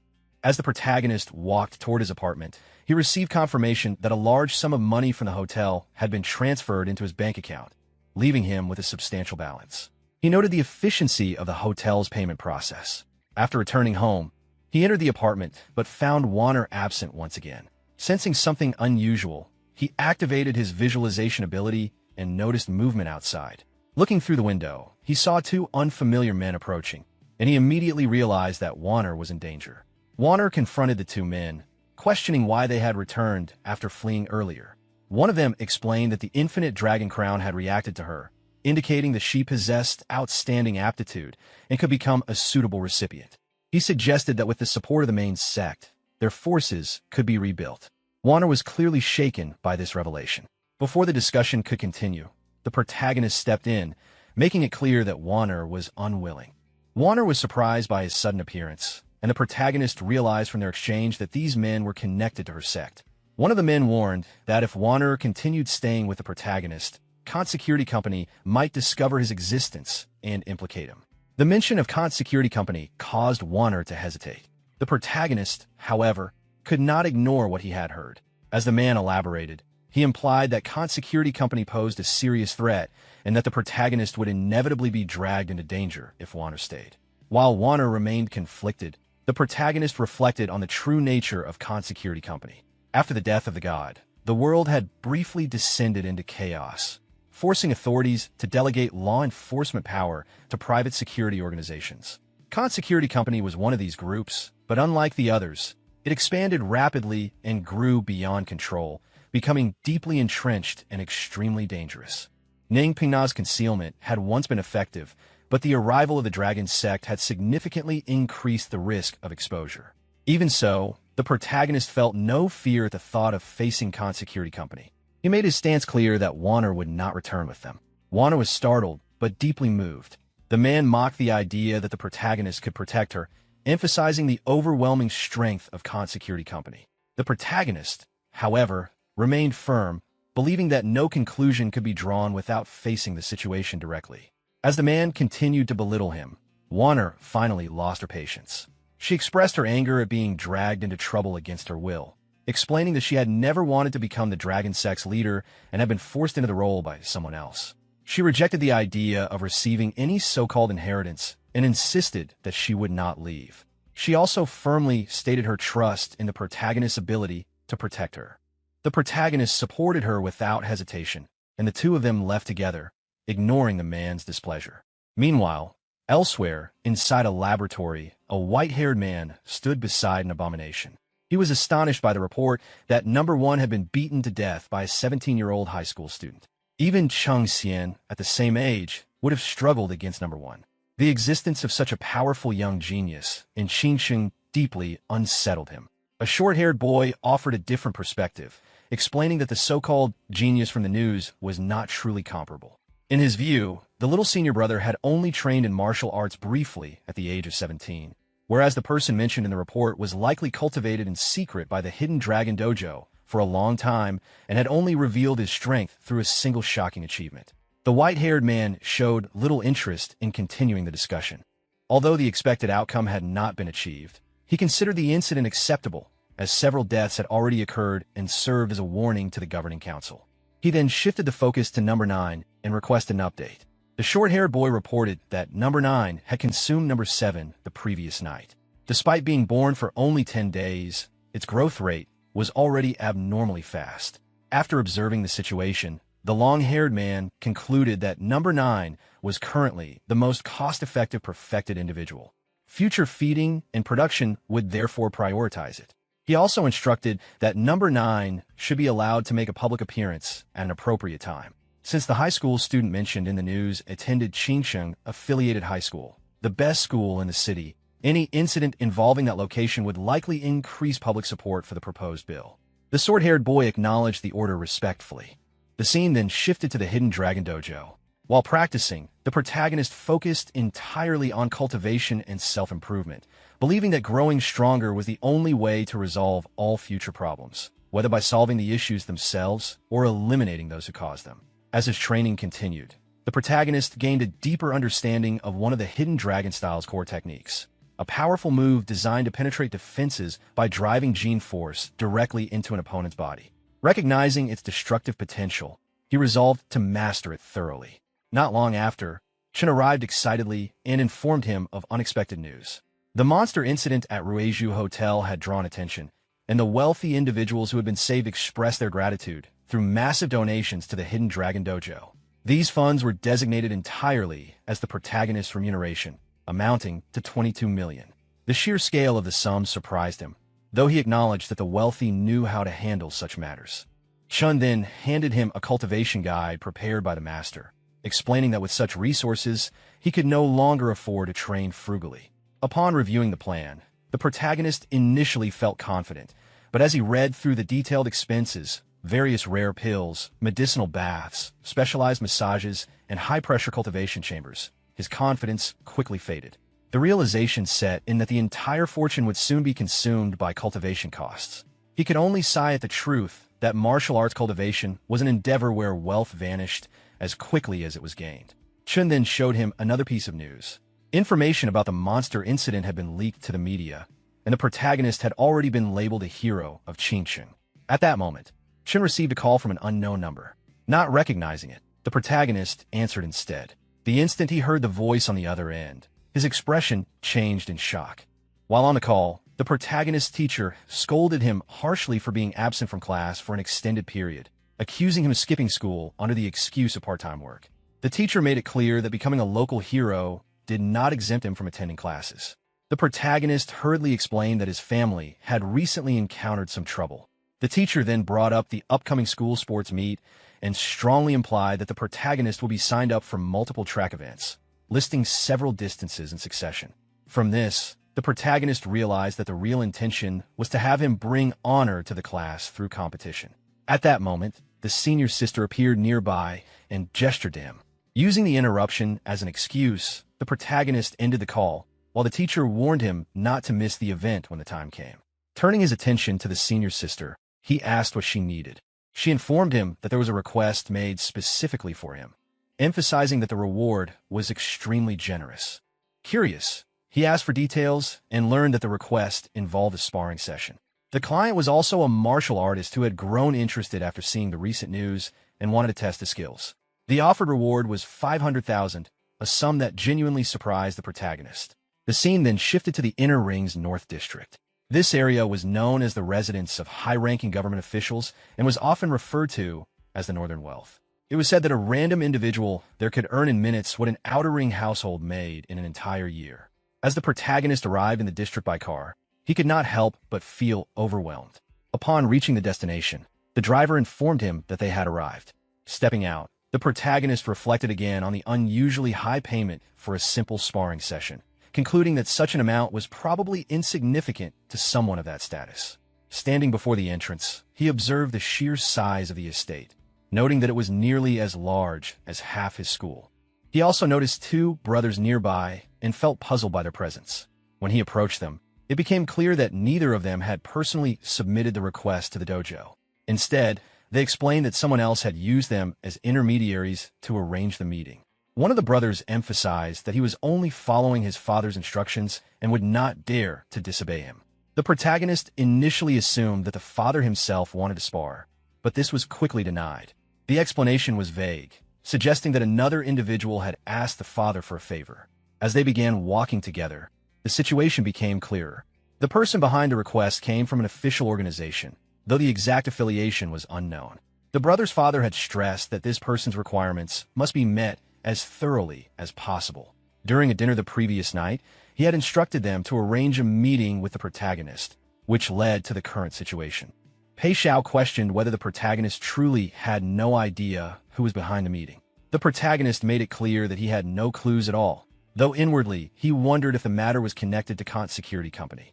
As Pei Xiao opened the door, he warned the protagonist not to lower his guard. Even though the protagonist was strong, the person inside might be stronger than anyone he had encountered before. Inside the room, a well-built man sat calmly on a chair. His presence alone made it clear that he was no ordinary individual. The protagonist greeted him politely, but while observing him closely, he noticed scars on the webbing between his thumb and forefinger, along with a bullet wound on his shoulder. These were not injuries an ordinary person would have. The man resembled someone accustomed to military life and real combat. Without wasting time, the man moved directly toward confrontation. The protagonist immediately took a fighting stance, suspecting that if this person truly came from that security company, the encounter could not be taken lightly. When their punches collided, a shockwave spread throughout the room, cracking the ground beneath them. Mandrill initially assumed the protagonist's hand would be severely damaged, but to his confusion, the protagonist showed no signs of injury and instead counterattacked immediately. A powerful strike landed on Mandrill's back, sending him flying and embedding him halfway into the ground. Both Pei brothers were stunned. One realized that if he had taken Mandrill's punch directly, his entire hand would have been destroyed, yet the protagonist remained unharmed and even managed to counter. The other wondered how much strength the protagonist was still concealing. As the protagonist approached Mandrill, he assessed that with this level of skill, the man should not merely be an ordinary rich individual. Mandrill soon freed himself from the ground, appearing exhilarated rather than injured, urging the fight to continue. The protagonist found it strange. An attack capable of blowing apart a cockroach monster had failed to deal effective damage. The sensation reminded him of a previous encounter with Tu Inkuan, making him suspect something unusual. When he questioned Mandrill's nature, it was revealed that Mandrill possessed a military-grade xenograft. Beneath his skin was a B1 protective membrane, an entry-level military enhancement designed to absorb shock, particularly effective against internal martial force. It explained why the earlier strike had little effect. Mandrill attempted to entice the protagonist with the idea of installing a similar enhancement, but the protagonist showed no interest. Mandrill expressed disdain toward martial artists who refused such modifications, claiming they failed to accept the changing times. Advancing once more, Mandrill demonstrated another modification. By clapping his hands, he released a powerful ultrasonic wave that caused intense dizziness. The protagonist was forced to cover his ears as the sound assaulted him. Mandrill explained that the closer the target, the stronger the effect, rendering evasion meaningless. Confident in his advantage, Mandrill pressed forward. However, just as he closed in, the protagonist stopped him with a single palm, bringing the advance to a halt and leaving Mandrill completely stunned. The protagonist applied slight pressure and lifted Mandrill into the air before tossing him aside. By directing gene force past the skin and protective membrane, he sent the force directly into Mandrill's body. Unable to resist, Mandrill crashed to the ground. The protagonist observed that knocking someone unconscious did not require excessive strength. A precise and controlled strike was sufficient. Mandrill soon lost consciousness. A faint sound came from Mandrill's body, indicating that his consciousness had been cut off and confirming that he was no match. From this, the protagonist realized that a communicator had been implanted inside Mandrill's body. He questioned the identity and intentions of the people behind this encounter. The communicator responded that someone would arrive shortly. The protagonist urged them to be quick, noting that he did not have much time. Soon after, Pei Yowang arrived with his brother. They speculated that this might be some kind of test conducted by a mysterious organization, and wondered what such people wanted with the protagonist. The protagonist dismissed the idea, though he acknowledged that it did resemble such a situation. Mandrill's body suddenly began to tremble. The protagonist prompted him to get up if he was conscious. Mandrill soon regained awareness, clearly injured, and wondered how his previous technique had been countered. The protagonist assessed that the technique relied on sonic waves affecting the brain, and that neutralizing it only required applying a stronger opposing force. Mandrill realized that the protagonist had not yet used his full strength. He instructed the Pei brothers to leave the area, and they complied. Once alone, Mandrill revealed that he was indeed affiliated with an official organization, and that his purpose was to recruit the protagonist. The protagonist rejected the offer outright, expressing dissatisfaction with the organization's methods and stating that even a proper invitation would not have changed his decision. Inwardly, he reflected that he was content with his current life, practicing martial arts peacefully, living steadily, and occasionally taking on containment tasks suited him well. Mandrill attempted to persuade him further, admitting that his methods were somewhat unrestrained. He emphasized the benefits of joining, pointing out that advanced protective membranes like his own were impossible to obtain through ordinary means and would be provided freely upon joining. The protagonist remained unconvinced, noting that Mandrill had still been injured despite those enhancements. Mandrill acknowledged the protagonist's talent, but warned that the human body had limits and that eventually, the inability to advance further would become unbearable. The protagonist smiled and calmly refused the offer. He believed it was more interesting to rely on an unmodified body rather than artificial enhancements when facing modified humans. Mandrill grew irritated by the refusal, but his communicator abruptly interrupted him, criticizing his poor recruitment skills. Mandrill realized that the voice belonged to his captain and instinctively looked up. Both he and the protagonist raised their heads as a figure descended directly from the sky. As the figure came into view, the protagonist recognized the falling silhouette as Voidblade. A white-haired woman landed in front of them. She revealed her identity as the captain of White Raven Squad 838 and indicated that Mandrill was a member of her squad. The protagonist quietly recalled that this same person had previously introduced him to Wu Yuqing and questioned why she was attempting to recruit him again. Internally, he sensed that this time the approach was driven by higher authority rather than personal initiative. Aside from recruitment, she had another purpose for appearing. She brought up the monster the protagonist had killed several days earlier and questioned whether he knew its true origin. The protagonist identified it as a Borderlands creature, but she clarified that this was only partially correct. She explained that the creature did possess the defining characteristics of Borderlands organisms, including a core that served as its power source. Such cores were not always located in the heart and could exist in various parts of the body. As long as the core remained intact, the creature could revive repeatedly. The protagonist realized that he had unknowingly destroyed the core during the fight, which explained the outcome. When he asked why she claimed it was not entirely a Borderlands creature, she identified it as a sky-lodging insect mother originating from Borderlands F-056, known as Carrion Lake. Its assessed danger level was extremely high. Noticing the protagonist's confusion, she proceeded to explain the danger level system using combat data gathered from Mandrill. Based on the evaluation, the protagonist's current danger level was far beyond that of an ordinary adult, while the sky-lodging insect mother, at peak condition, exceeded even that by a massive margin. She clarified that such a high rating represented an extreme scenario. In its unawakened state, the sky-lodging insect mother was far less threatening and primarily functioned as a reproductive organism. It possessed the ability to absorb genetic traits from consumed creatures and produce corresponding offspring, even combining multiple genetic sources into new species. About a month earlier, a smuggling group had captured one such organism from Carrion Lake and transported it out of the Borderlands. The official forces had pursued them into Qingqing's southern district, but eventually lost track of the trail. The recent incident involving the protagonist had finally provided a new lead. From this explanation, the protagonist understood that the cockroach-like monster he had killed was an offspring created by the sky-lodging insect mother. As the implications settled in, he connected the traits he had observed and realized that the creature had likely been formed through the fusion of a cockroach and a human. The leader pointed out that the cockroach man's strength had been steadily increasing. She believed the person controlling the sky-lodging insect mother was continuously enhancing it, and because the protagonist had repeatedly disrupted their plans, he had already become a target. The protagonist realized that the invitation to join was not meant as protection. The leader made it clear that her intention was recruitment. She acknowledged his young age, his exceptional talent, and his courage in facing Borderlands creatures directly. She explained that White Raven, backed by the agency, possessed the most advanced and professional training system in Juxia and claimed it could fully develop his potential. As he considered her words, the protagonist admitted to himself that the offer sounded appealing. However, he also knew that a system that prioritized training above all else was something he had already possessed from the very beginning.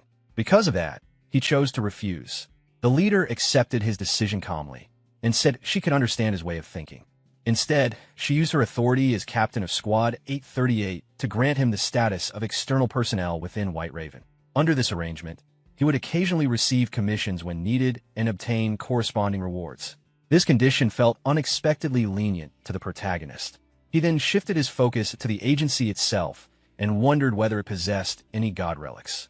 The leader confirmed that the agency housed a god relic research institute containing many such relics, and that with sufficient merit, obtaining one would not be difficult. After hearing this, the protagonist agreed. He admitted that he had admired White Raven for many years and that becoming external personnel aligned with his long-held goal. The cooperation between both sides was settled. Mandrill felt confused by the decision and questioned whether it was necessary, believing that a martial arts genius, while rare, was not truly uncommon. The leader disagreed, explaining that the protagonist was far from simple. She revealed that she had recently contacted the eldest miss of the Wu family again, and the importance Wu Yuqing placed on Shui Jing was far beyond normal expectations.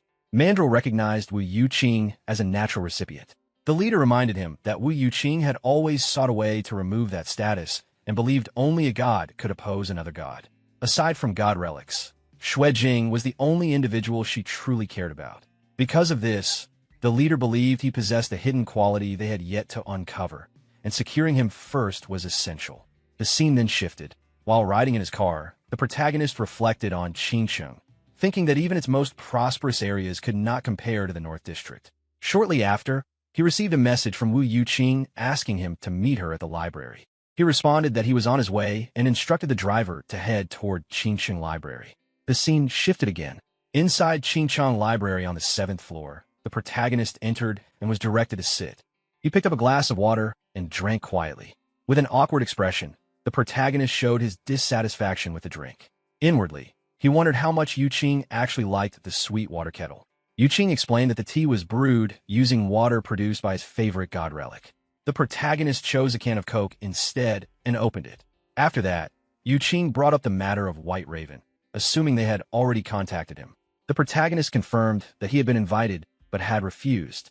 Yuqing agreed with his decision. When the protagonist questioned her reasoning, she explained the symbolism behind the name White Raven. While crows were often seen as ominous beings associated with death, the White Raven symbolized rebirth and mercy. However, this beautiful meaning concealed a harsh reality. The death rate of White Raven's operations was extremely high. Since the organization's establishment over 60 years ago, only 3 people had survived safely until retirement. The protagonist acknowledged the danger. Inwardly, he realized that he would need to be extremely cautious when dealing with White Raven-related work in the future, especially since the resurrection effect of twin life could only be triggered once within a short period. He then asked about the background of the agency. Yuqing explained that its full name was the Abnormal Disaster Emergency Management Special Agency. It was established after the start of a new era to handle various abnormal disasters. The organization operated independently from the 5 great agencies and was therefore referred to as the 6th agency.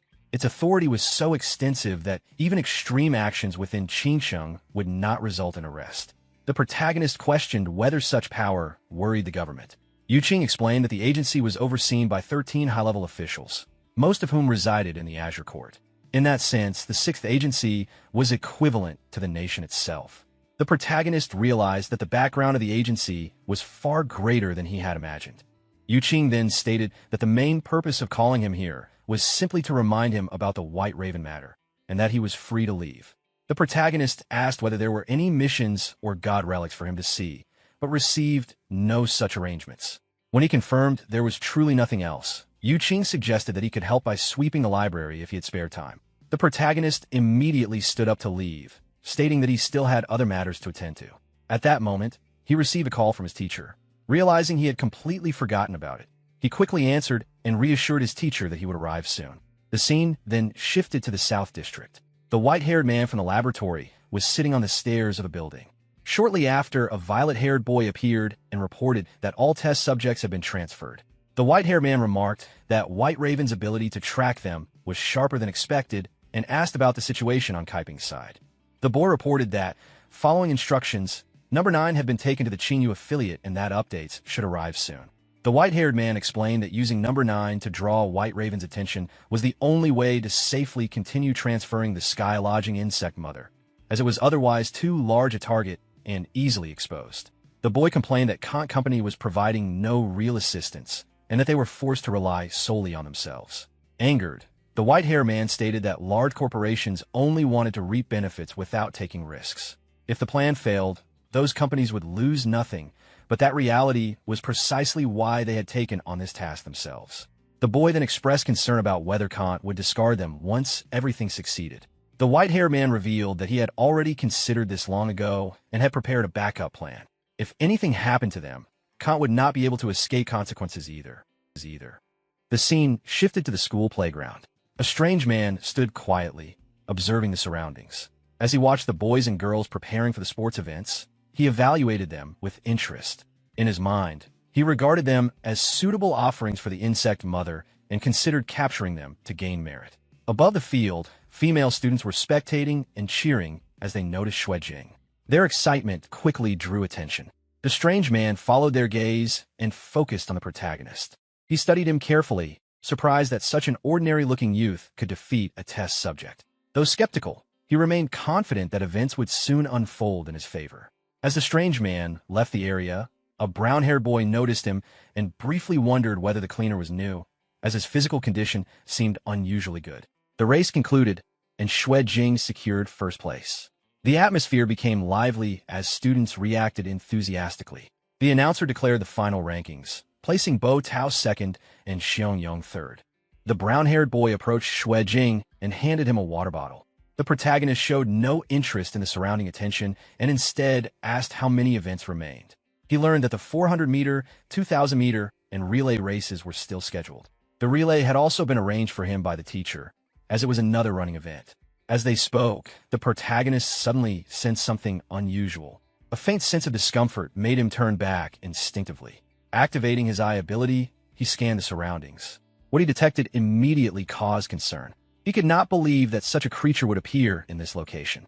Inside the academic building, a cockroach-like humanoid monster began attacking people. Panic spread as students fled in fear. Realizing the severity of the danger, the protagonist instructed the brown-haired boy to contact the authorities immediately and report the appearance of a cockroach man inside the school. He then told him to run as far away as possible without looking back. The scene shifted to the entrance of the teaching building. Inside, body parts were scattered across the floor, evidence of the monster's attack. The cockroach man activated a scanning ability and examined a nearby girl, assessing her as fresh prey. The creature moved toward her as she stood frozen in fear. Before it could reach her, the protagonist arrived and positioned himself between the monster and the girl, blocking its advance. The girl felt immediate relief upon seeing Xue Jing. Without hesitation, he struck the monster with a powerful blow. The force of the impact sent the creature high into the air before it slammed against a wall behind it. He instructed the girl to leave quickly, and she fled the area in panic. Advancing again, he activated Twin Life and Twin Speed. While moving forward, he focused on weakening the monster first and concentrated his strength into a single point. He then delivered a direct punch to the creature's chest. The impact sent it crashing through multiple walls before it finally fell outside the building. Moments later, a severely injured man covered in blood staggered into the room. He pleaded for help, claiming the situation had spiraled out of control. The protagonist recognized his voice as Duan Kaiping from Golden Wind Dojo and was confused about his presence there.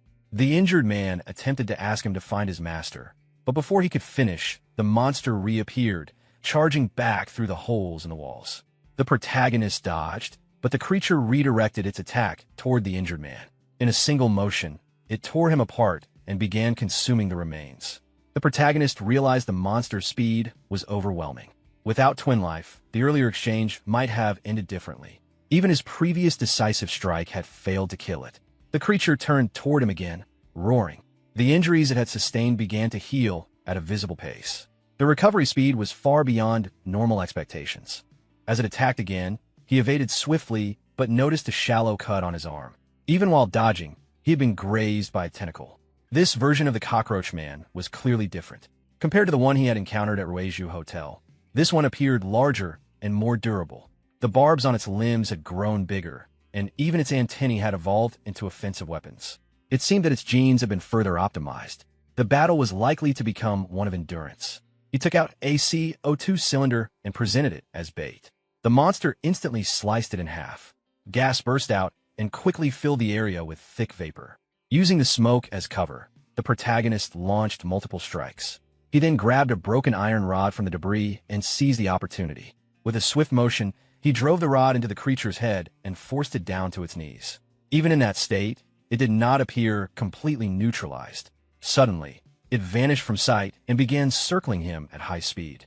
He realized it was attempting to confuse him with rapid movement before launching a sneak attack. The fact that it was thinking strategically made the situation more serious. Closing his eyes, he relied on visualization rather than sight. By tracing its movement trajectory mentally, he located it. The sensation reminded him of the moment he had comprehended the cloud sealing tail.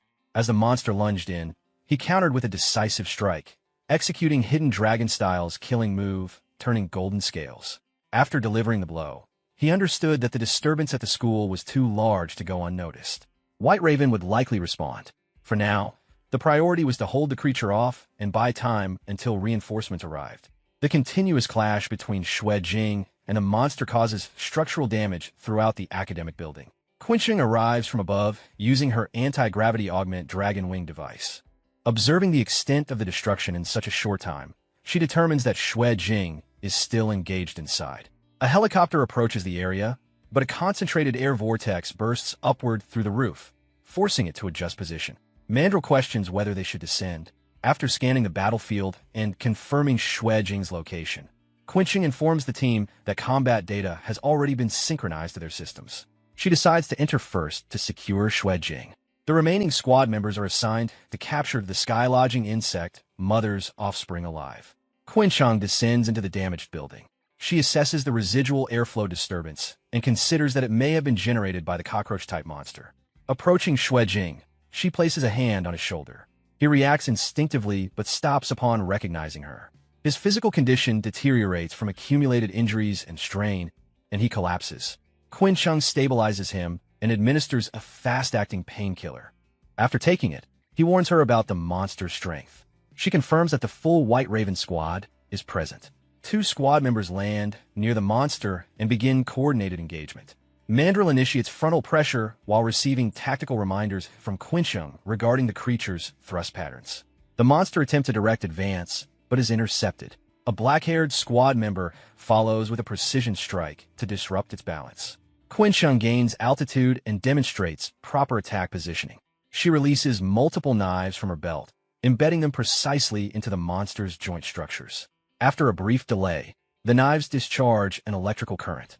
The concentrated shock fractures the monster's body along its weakened structural points, separating it into multiple segments. She recalls the blades.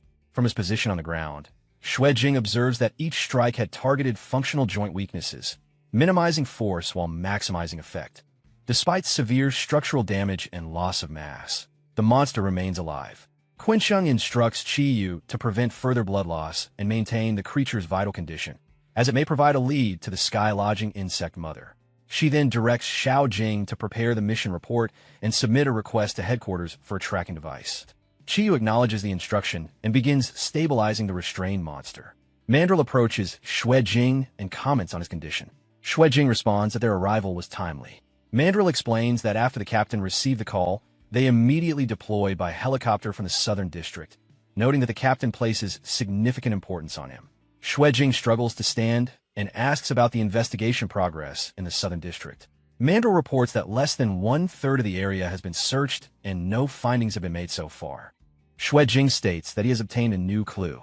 Qinsheng asks him to explain. He describes the situation involving Duan Kaiping, pointing out that as the leader of a delinquent group, his appearance at the school was unusual, especially since he had been posing as a cleaner.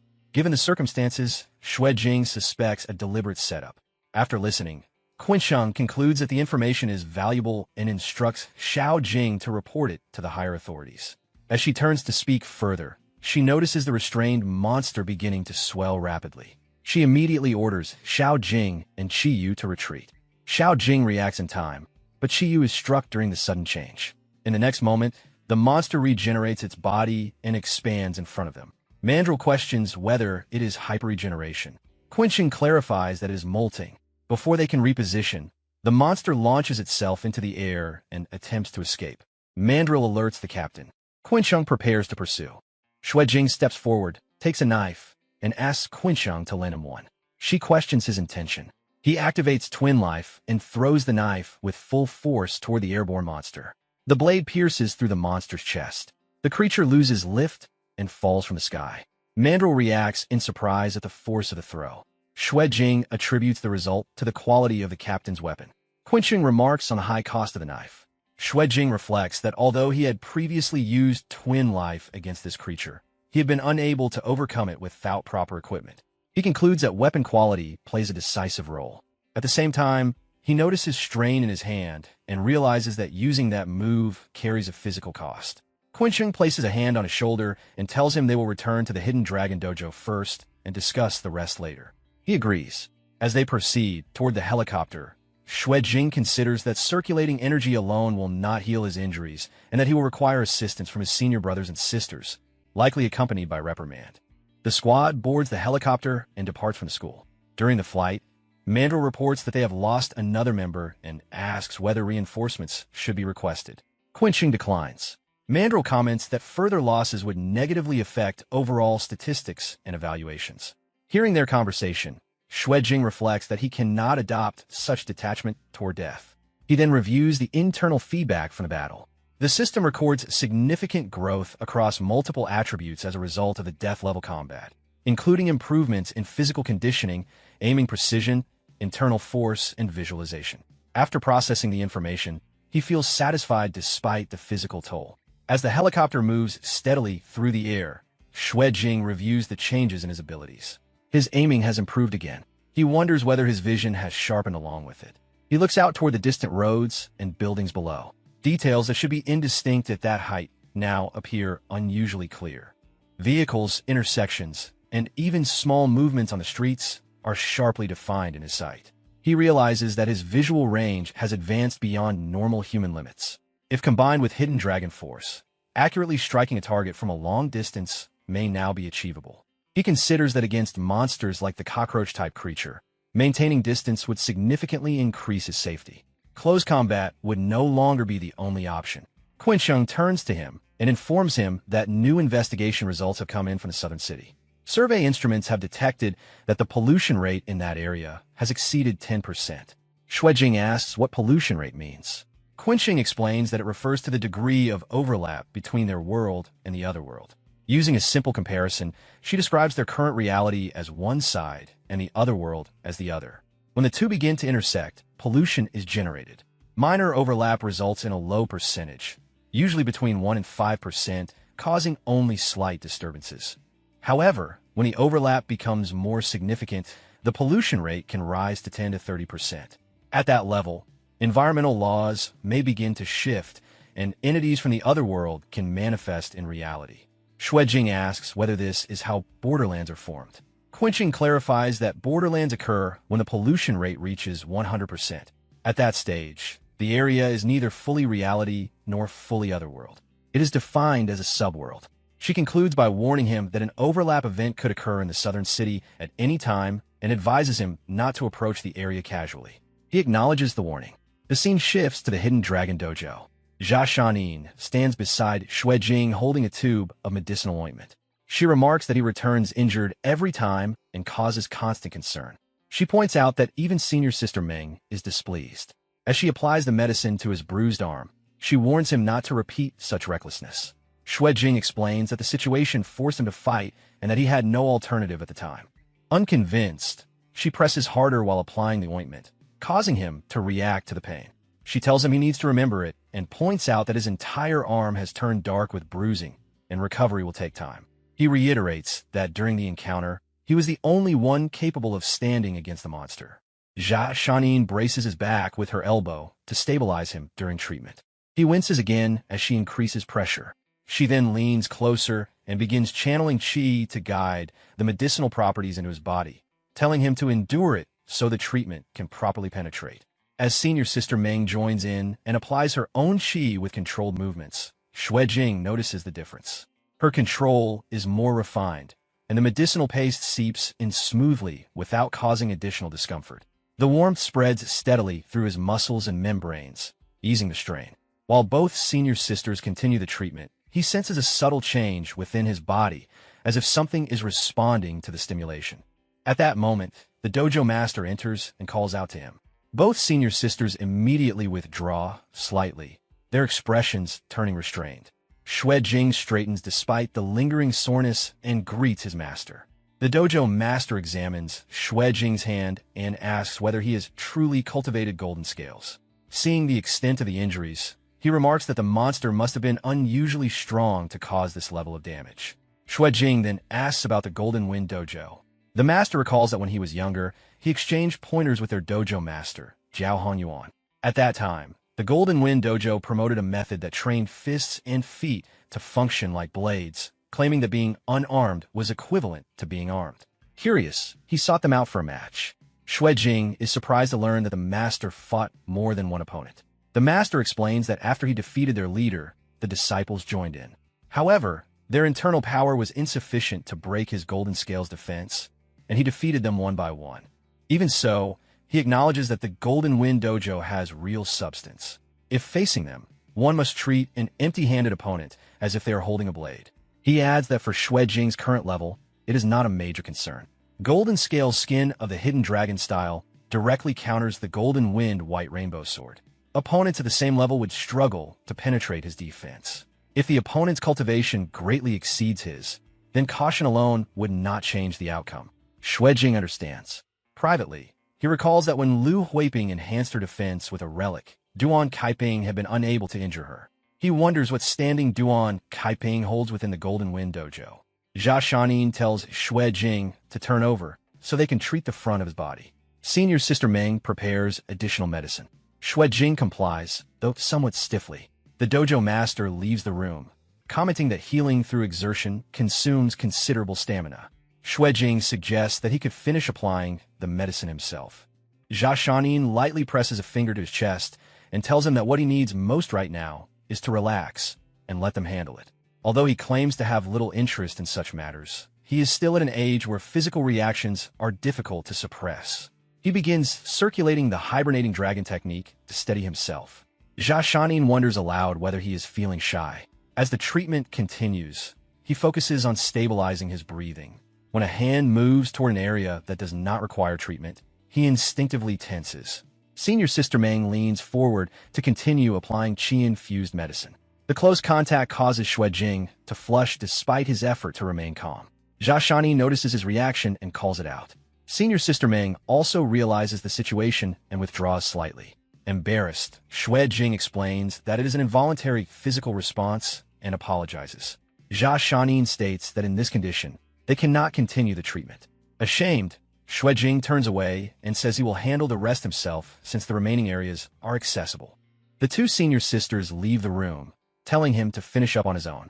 After they depart, he mutters to himself that he cannot tell whether Jia Shanin acted intentionally. 1 hour later, after circulating energy repeatedly, he examines his condition. His skin still feels numb, itchy, and sore. The injuries were heavier than he initially judged. Reflecting on the battle, he realizes the damage stemmed partly from incomplete understanding of turning golden scales. The technique uses gene force to link the skin membranes across the body, distributing and neutralizing incoming force. By spreading impact over a larger surface area, pressure at any single point is reduced. This is the foundation of Golden Scale's skin's defensive strength. He understands now why it counters the Golden Wind White Rainbow Sword. That style relies on blade-like gene concentrated into extremely small contact areas for penetration.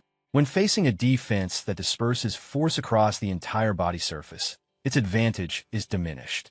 As expected of a core technique of the Hidden Dragon style, none of its methods are simple. The remaining techniques he has yet to fully comprehend include blood training, shaking starfire, and tendon training, eye-piercing current.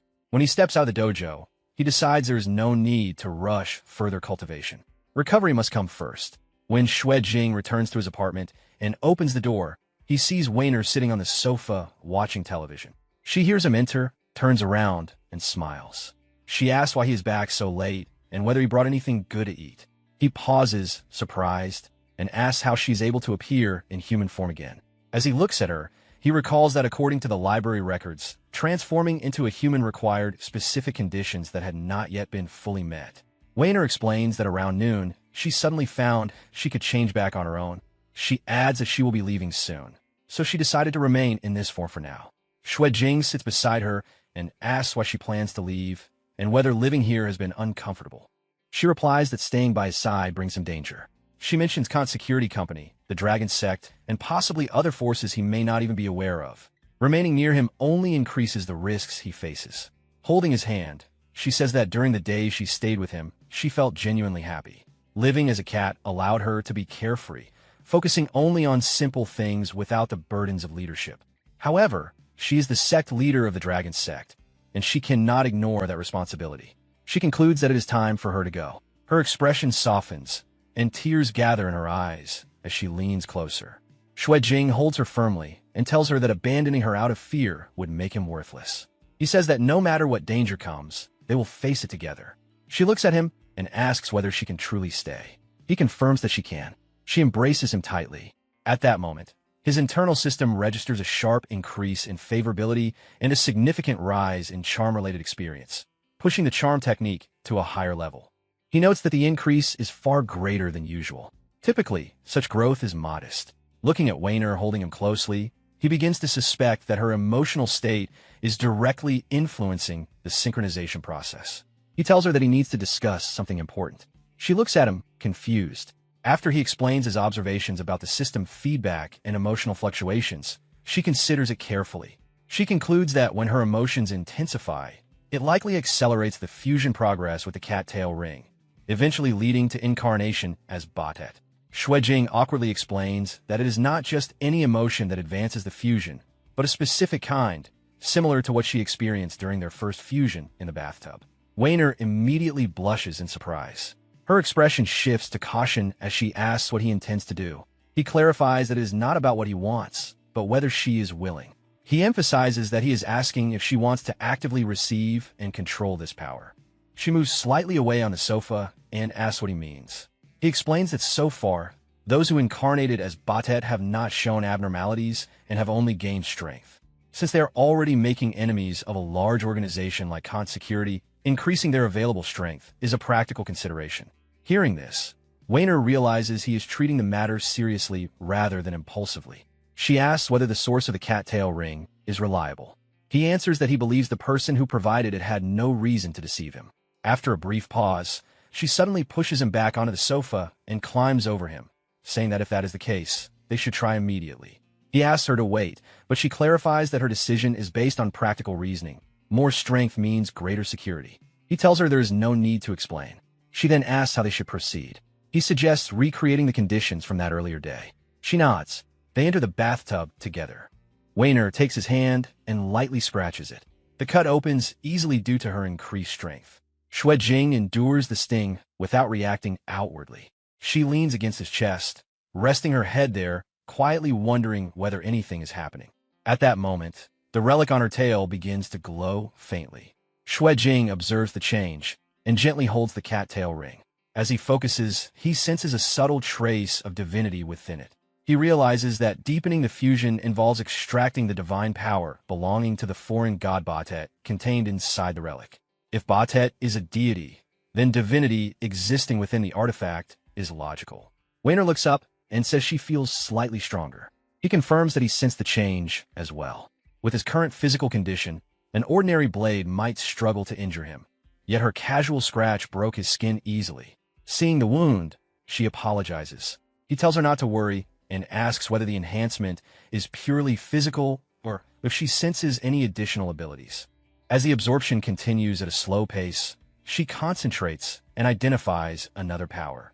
In their terminology, it is called Serpent-Slaying Vanguard. Batet, known as the Wildcat War Goddess, bears the title Serpent Slayer after defeating the Chaos Serpent Apep. Because of this, she possesses a restraining effect against snake-related beings. Xuejing questions what qualifies as snake-related. Weiner smiles and points out that dragons and snakes share similar traits. By that logic, even techniques associated with dragons could fall within her restraint range.